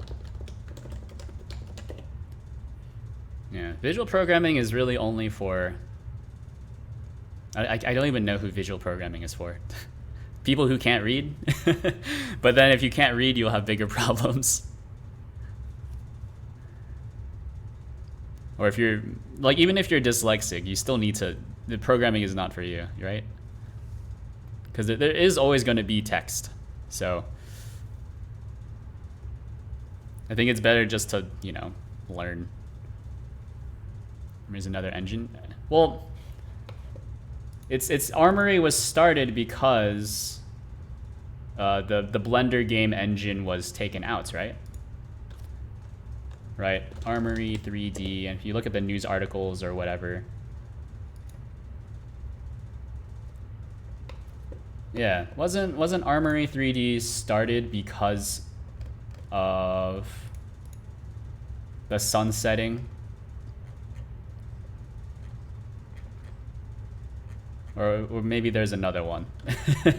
Maybe there's another one. Wasn't it Games from Scratch did an article about this? Maybe I'm misremembering.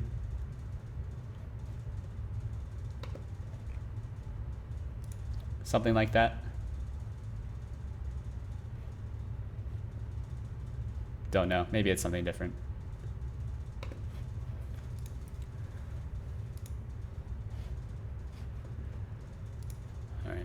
Here, Atlas texture, don't need it. We need to look at how Node 2Ds can just direct draw. That's what we're looking for. So there is, or it's not that, it's canvas items which can direct draw. So draw something, draw. I was literally looking at, all right, draw texture, rect. All right, so draws a textured rectangle at a given position. So draws a texture at a given position, draws a textured rectangle at a given position. What's the difference? And then draw texture rect region, draws a texture rectangle region at a given position, optionally modulated by color. What's the difference?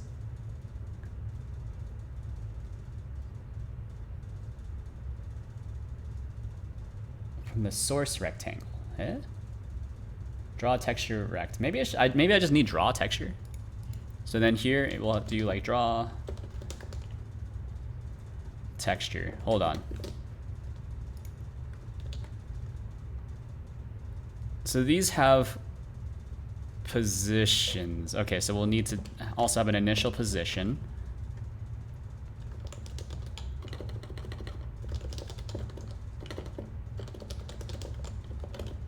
So this will be a vector too, and then we can follow the same logic that I was doing here.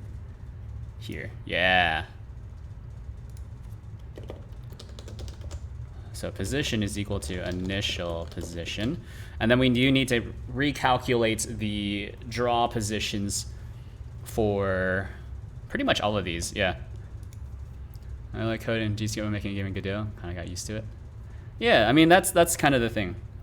Is that like programming seems, or learning a new language seems tough, or a new programming language at the very least. I think learning an actual like spoken language can be very, very difficult, or is very, very difficult. But programming, it's a very limited syntax. There's only so much you can say. Once you know one language, every single language is the same.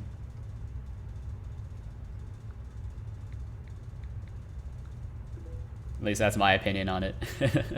Considering that I don't know, I would consider myself competent at pretty much every single C-based language, which is a lot. Because I've written most of them professionally at this point. I can tell you, out of all of the C-based languages, I hate Perl the most. Alright, draw texture. Oh wait, hold on. That's not even how you spell that. These are the textures, and then you'll have top L. Hold on. No, we need the rect. Draws a textured rectangle at a given position. No, it needs to be.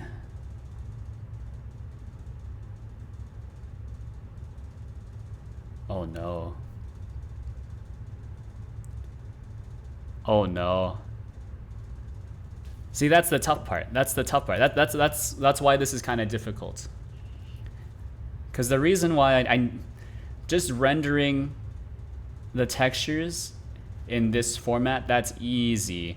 But then what happens when I want to squish one of them? That's what I'm trying to solve for here. Make an exception for Rust and Brain Frick. Well, Rust is not so bad. Rust isn't that bad. You just need to remember to clean up after yourself. Right, Rust enforces memory safety, which is kind of a pain. And then Brain Frick is, I don't know. It's not really, I don't consider Brain Frick to be a real language. It's also not C-based, by the way. That's not C syntax. Brain Frick is just like a function pointer that you can manipulate. But if we're talking about C-based, so the syntax draws from C, they're all kind of the same. Rust is a little different, but you know, still mostly the same. Haskell can't really do. OCaml can't really do. I know enough to read it, and that's about it. Right, I'm gonna refill my coffee. I'll be right back.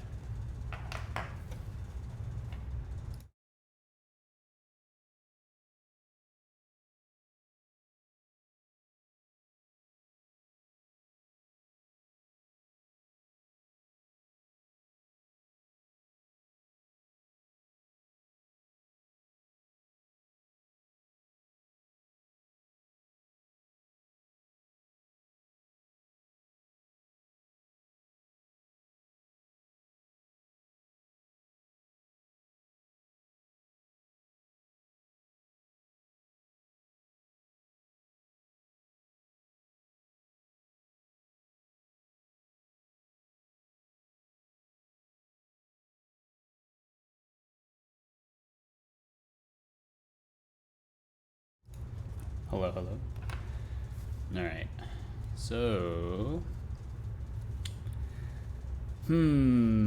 like I need the ability. I didn't really figure anything out when I was walking over to get my coffee.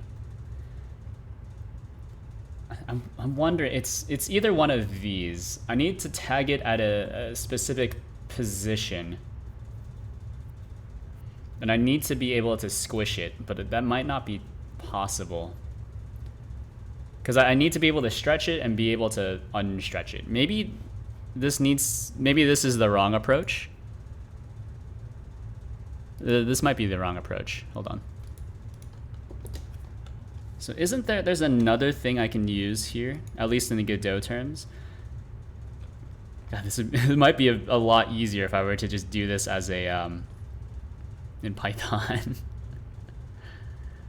I'm almost certain Pillow has what I need. I was like, it'd be really nice if I was able to like visually put these together. But now I'm running into this problem. I don't remember how to squish things. It's not a collision. Is it just a polygon? Polygon. Okay, so what are we looking for here? Polygon. We can assign a texture to it. Okay, so I might need to create polygons, and then we can just have... Okay, let me think. New atlas texture. Quick load this thing. Demo atlas, texture region. One of these. Sure. Still don't know where it is though. It's not visible. Anti-alias, no. Data. Or I need to assign UVs, right? Oh no. Oh no.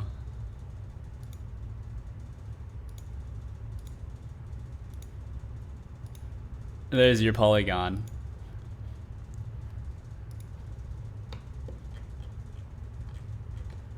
Can't really see it.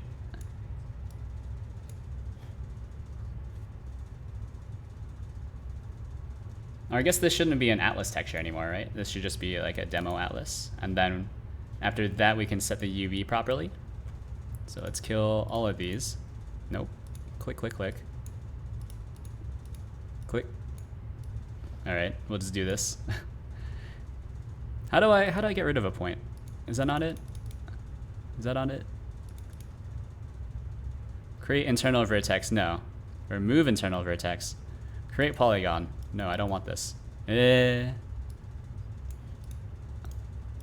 Oh, actually, no, we can just do it like this. Okay, that's fine. This might be more correct. Yeah, and then after that, then it should be easier, maybe, to squish it. I don't know. So what happens if you do this? No, it's still just modifying the scale and whatevers. I gotta think about that. Chance it will also be SVG? Absolutely not. Custom SVG format that is animatable? Absolutely not. I think the format that I'm going for is just a bunch of squares, right? The format should be pretty simple, right? It's just a square subdivided into 4 parts where the center needs to be tagged somewhere within that rectangle, and then after that, then you can just then you have to manipulate all 4 quadrants at the same time, right? So that you maintain the same size square when we're manipulating the entire model, but you can squish the 4 quadrants to give it a 3D effect. I think that makes sense. It's easy. It's so easy. I'm just trying to figure out how to make it work here. Like, doesn't Pillow have a way of just manually... Python... Maybe this will be easier in Python. Python Pillow. I feel like I've seen that before. So given an image, you can squish it. No? Image object. No? I don't know what the things are. So you can crop it. That's not what I want.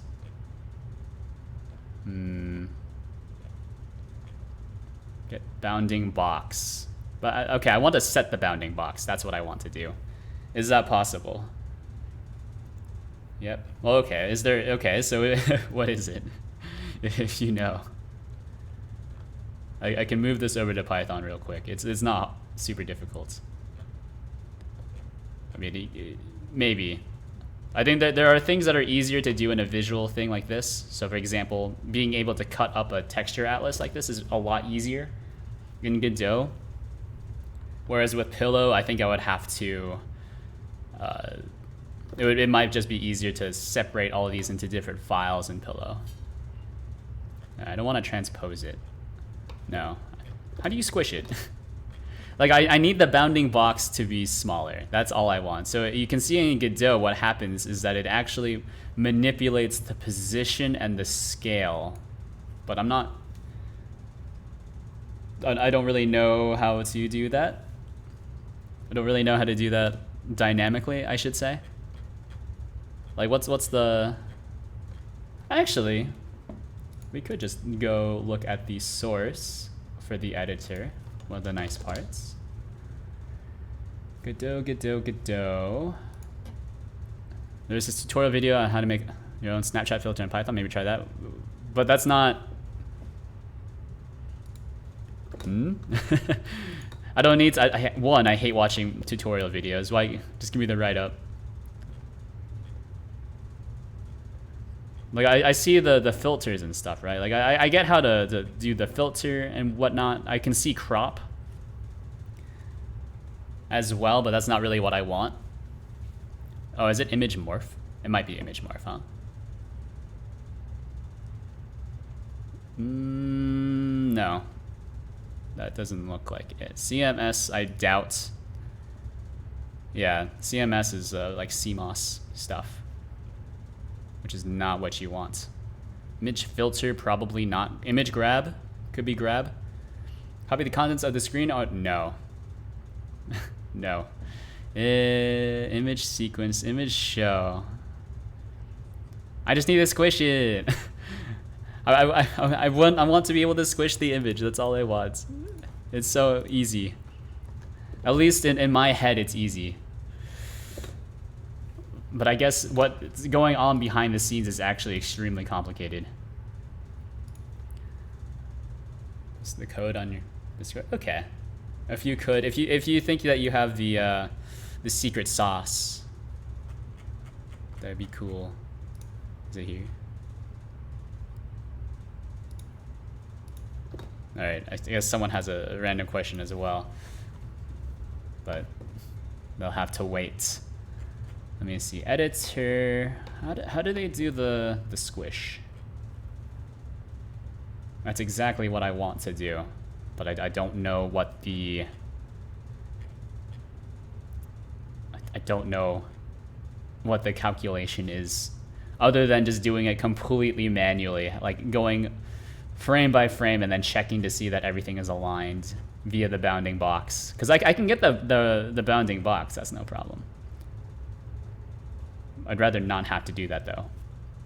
And there must be some sort of relationship between the like the position and the scale. I just don't know what it is. Or actually, I wonder if you do this. Oh, it is the position that also the position also changes. Okay. And actually, if I take off the offset, this becomes a lot easier, right? Because then it's just the scale that changes. Yeah. Okay. Oh, then these need to actually be on separate layers because they shouldn't be affecting children. That's right. Yeah, how are a few? Well, it's really just if you don't have the answer immediately, then don't worry about it. You know, I'm just trying to get a proof of concept out there.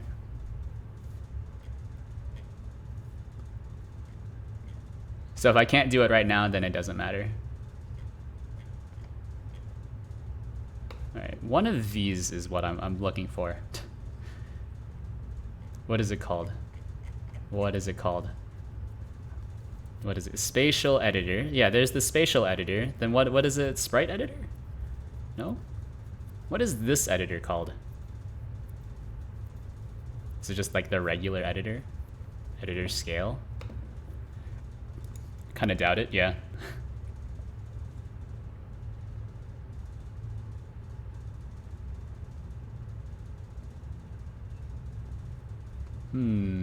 Atlas Packer.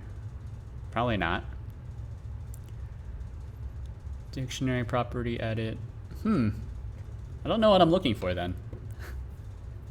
Project settings, project manager. There's the spatial editor, scene tree editor, probably not. Scripts, there's the script editor, debugger. There's the spatial editor, maybe not. I know I've answered this question before. Plugins. Abstract, polygon. Sprite editor? Sprite? Spatial editor, Sprite. 2D. Is it called 2D? Please. Viewports preview?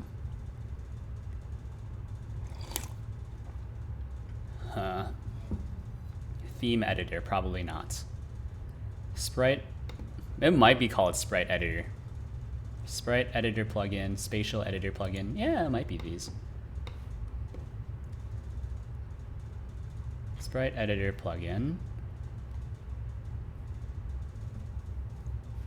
Sprite. What is this called? It's a menu panel. It's a menu panel? No, this isn't it at all. What is a sprite editor?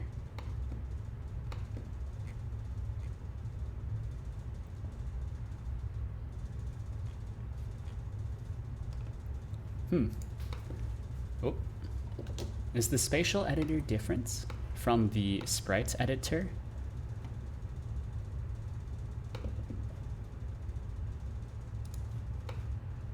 Because I know that this was a monster.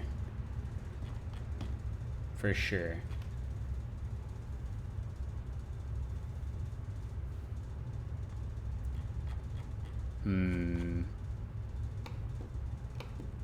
Yeah, so this is the spatial editor. Yeah, spatial editor, so I just don't know what it's called. I don't know what it's called. There's the script editor.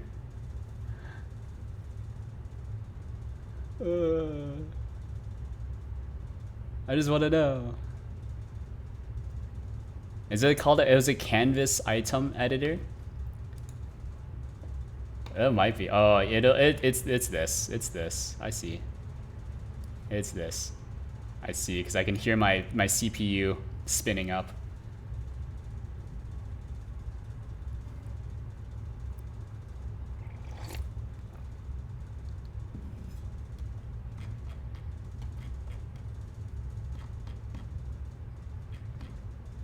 Create nodes. That's fine. It's almost certainly this. Configure snap. Yeah, it's this one. I found it. He's done it. Okay. Now I just need to figure out how are they able to manipulate sprites like this? I need to figure out how this works. How is it able to do this? Where does this calculation come from? Oh no, okay. Well, this could be fun. And by fun, I mean extremely tedious. GUI input anchors, nope. Solve IK, nope. GUI inputter pan, nope. What am I thinking about? It's like canvas item, save canvas item, something about, is there like a resize? Resize? Drag resize handles? Yeah, could be. Could be.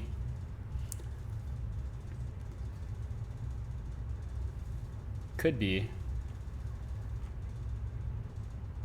Oh, this is definitely it. Okay, okay, so this is the code I need to look at. Oh no. Oh no. Oh no. I'm scared. Someone hold me. And also I'm getting a call. BRB.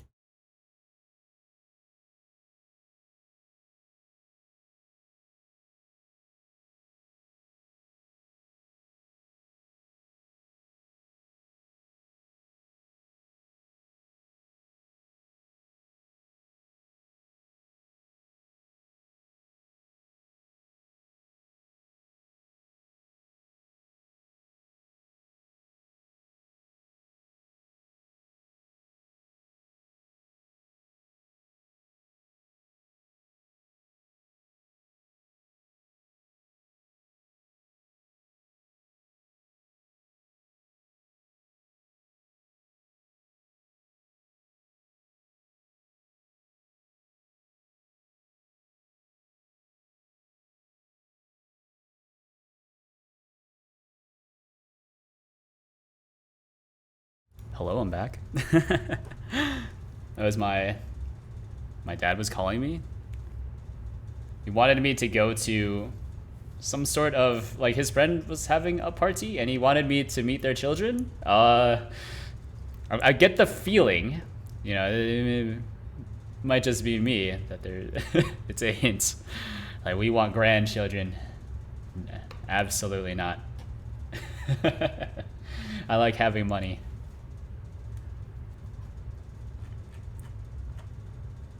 Alright.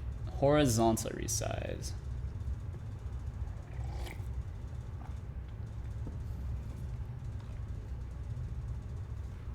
Commit canvas item state.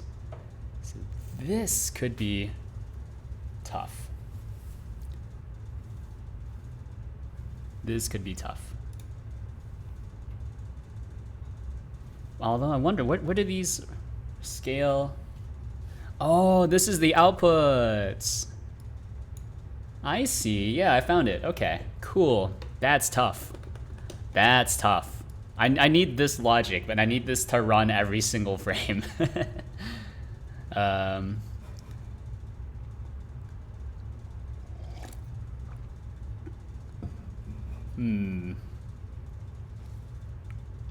Okay. So commit canvas item states. This is a good start. So commit canvas item states. Commit canvas item. Yeah, there we go. So how did you figure this out? Undo, redo, we don't need that. For that. And then while E is like a valid pointer, okay, I see. It's kind of a weird way of doing that, right? Maybe it's not. Maybe that's pretty standard in regular C++. I prefer just the standard, you know, for int I is less than whatever. But I guess this makes more sense if you have a linked list, which is what I guess this is, right? Because they're calling E next.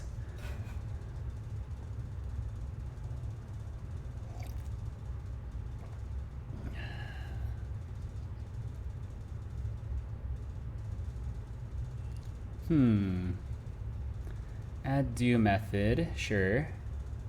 Commit bones. There's no bones to commit.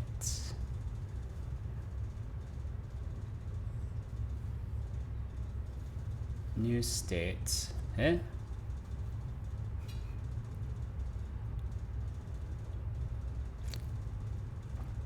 Maybe this isn't what I want. Maybe.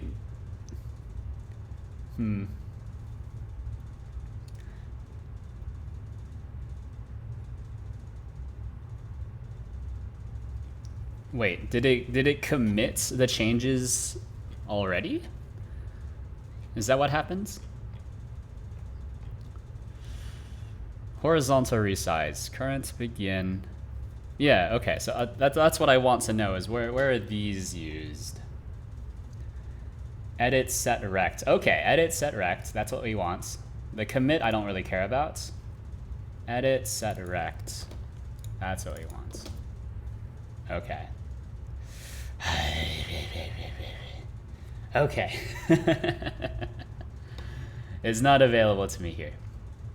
It might be available under scene 2D canvas item. Yeah, no, okay. Edit set rect. It's not here though. Where is this implemented? What do you inherit from? Canvas item. Canvas item. Canvas item. Canvas item. Material. Canvas item. Where is it? This is material? This is still the material. Canvas item. Okay, so this inherits from node? Maybe? Okay. So we can probably see here. Send me. Who implements this? What?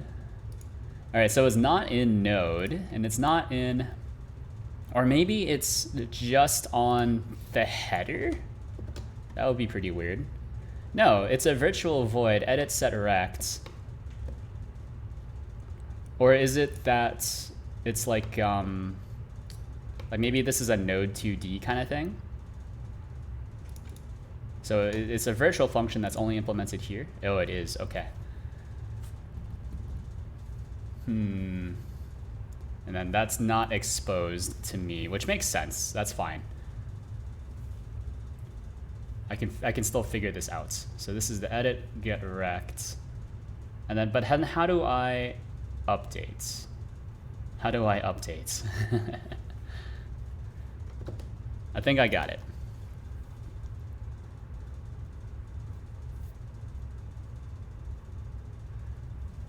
And this could be very complicated.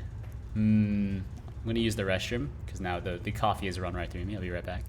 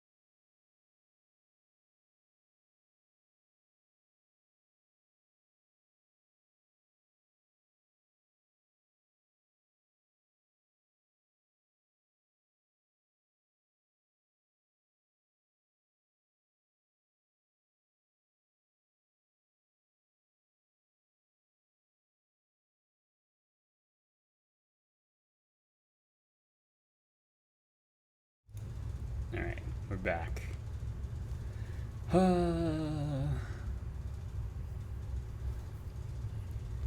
So I think I have a solution, and it's not going to be pretty. Not at all. So we don't need this drawable anymore. Probably. We might. Actually, you know what? We might still totally need the drawable. If only to manage every single node. Because I think we will need to do something similar to edit set rect here. So edit get rect, that's not necessary per se. I think these can just be a bunch of sprites.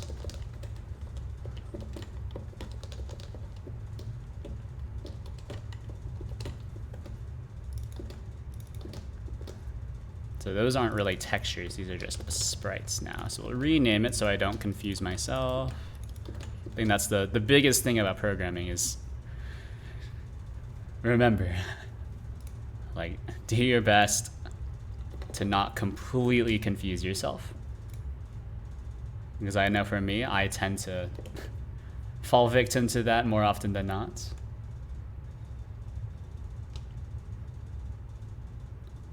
All right, but then we have, okay, so sprites, we can generate the sprites. These will all have a valid position for now.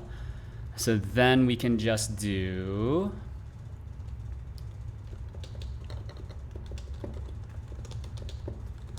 add, oh no, for s in sprites, add child.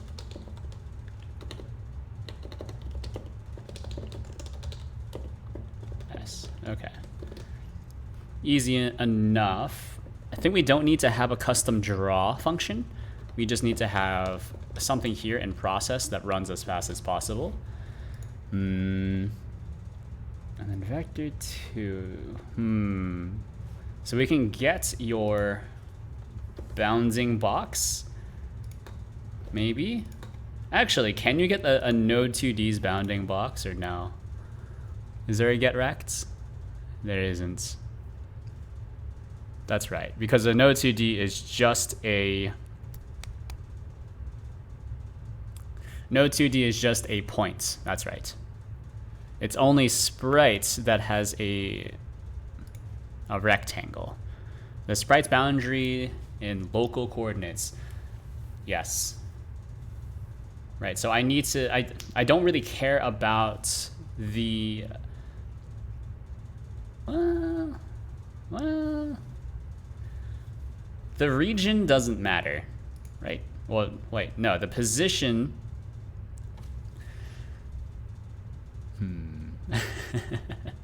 I just need direct access to this sprite's rect. That's it. But there's no way of doing this, I think. Canvas item. Is there something I can do here? We can draw. I don't need to draw it though. Please, don't make me do this.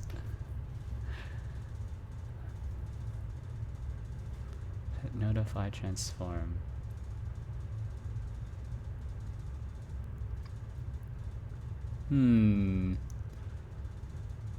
Draw a texture I don't want. Get canvas, no. Get canvas transform, no. Get transform, get viewport. Get viewport rect.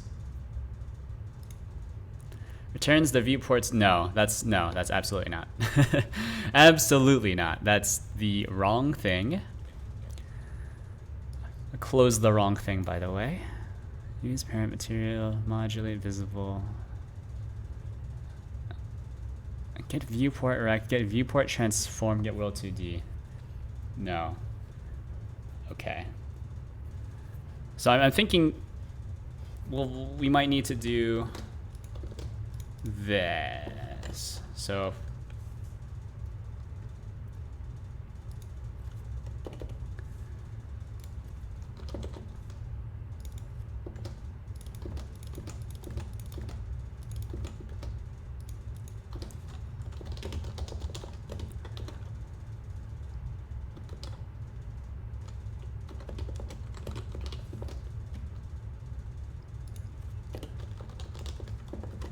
well, okay. I think this does need to be a dictionary. Okay.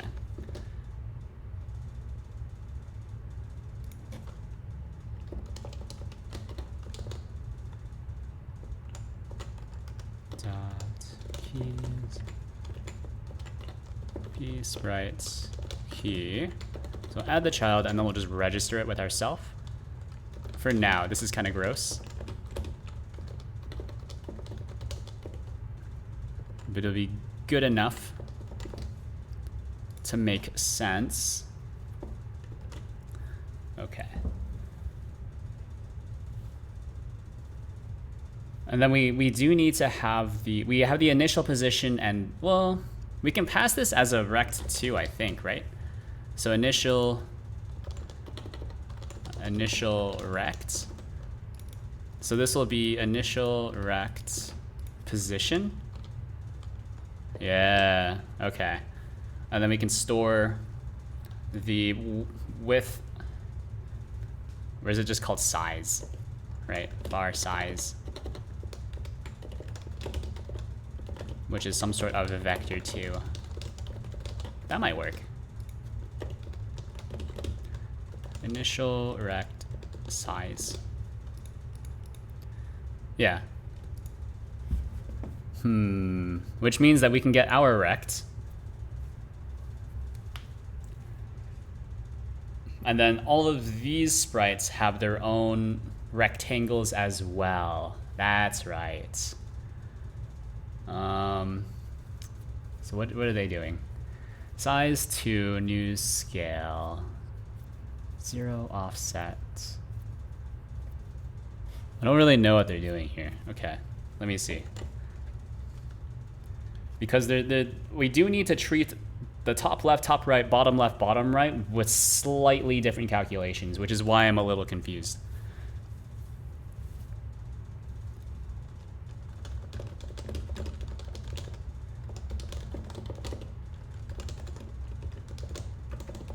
Match key. Match key for now. There's a better way of doing this.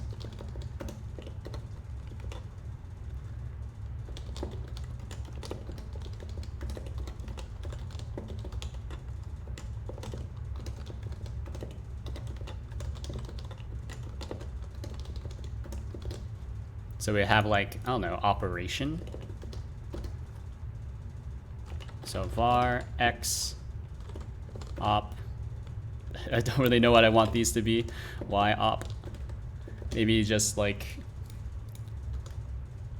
an enum.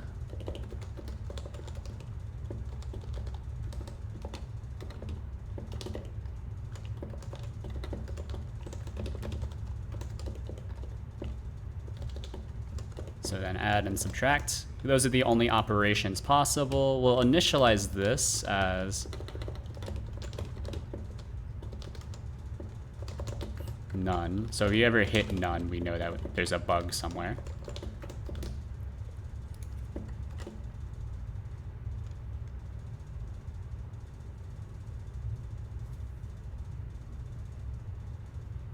Well, actually, we can do ops add if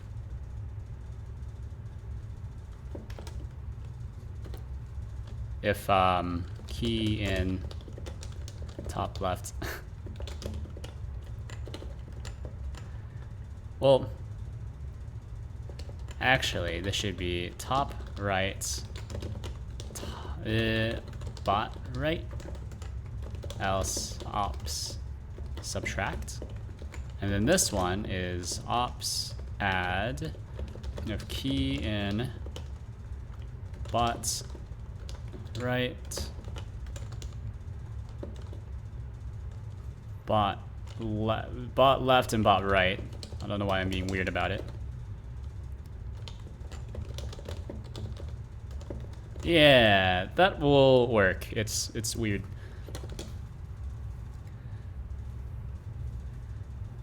I just need the operator to be different. For key in sprites keys.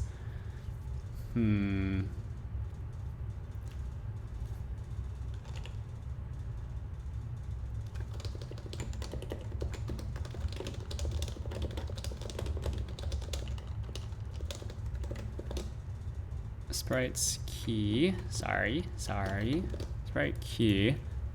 Okay. And then we can get the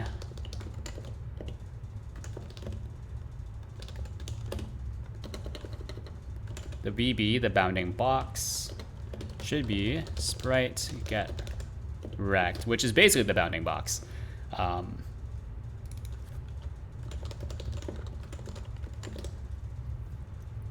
And I'm just kind of wondering what they're doing here. Vector 2, 0. So if the new size is not 0, then the 0 offsets is the rectangle, the negative rectangle position divided by size x? What? Okay, sure. 0 offset.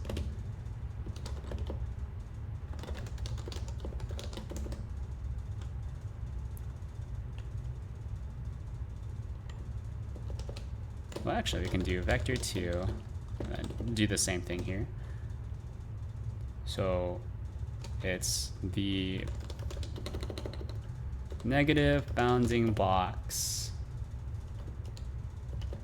Hold on.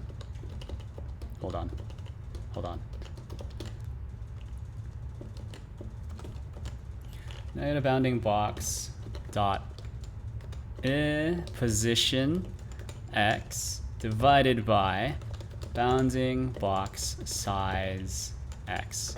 And then, hold on, if, wait, no, this is, no, that's right. If bounding box size x is not 0. That's right. That's right. He's beginning to believe. What's your problem? Expected else. Oh, sorry. Else 0. Yeah, else 0. It's beautiful. And then we just switch this around for y. Everyone loves a good ternary. Right. And then we have a size 2. Do I have access to size 2 here? Or no? Size 2? Nope. I guess size 2 is just a fancy vector. Oh, size 2 is actually a struct. New scale. Which is basically a vector 2, 1. At least that's what they're doing. And then if. Oh, actually, we can do it. We can do this the same way as well. So p edit rect. Eh?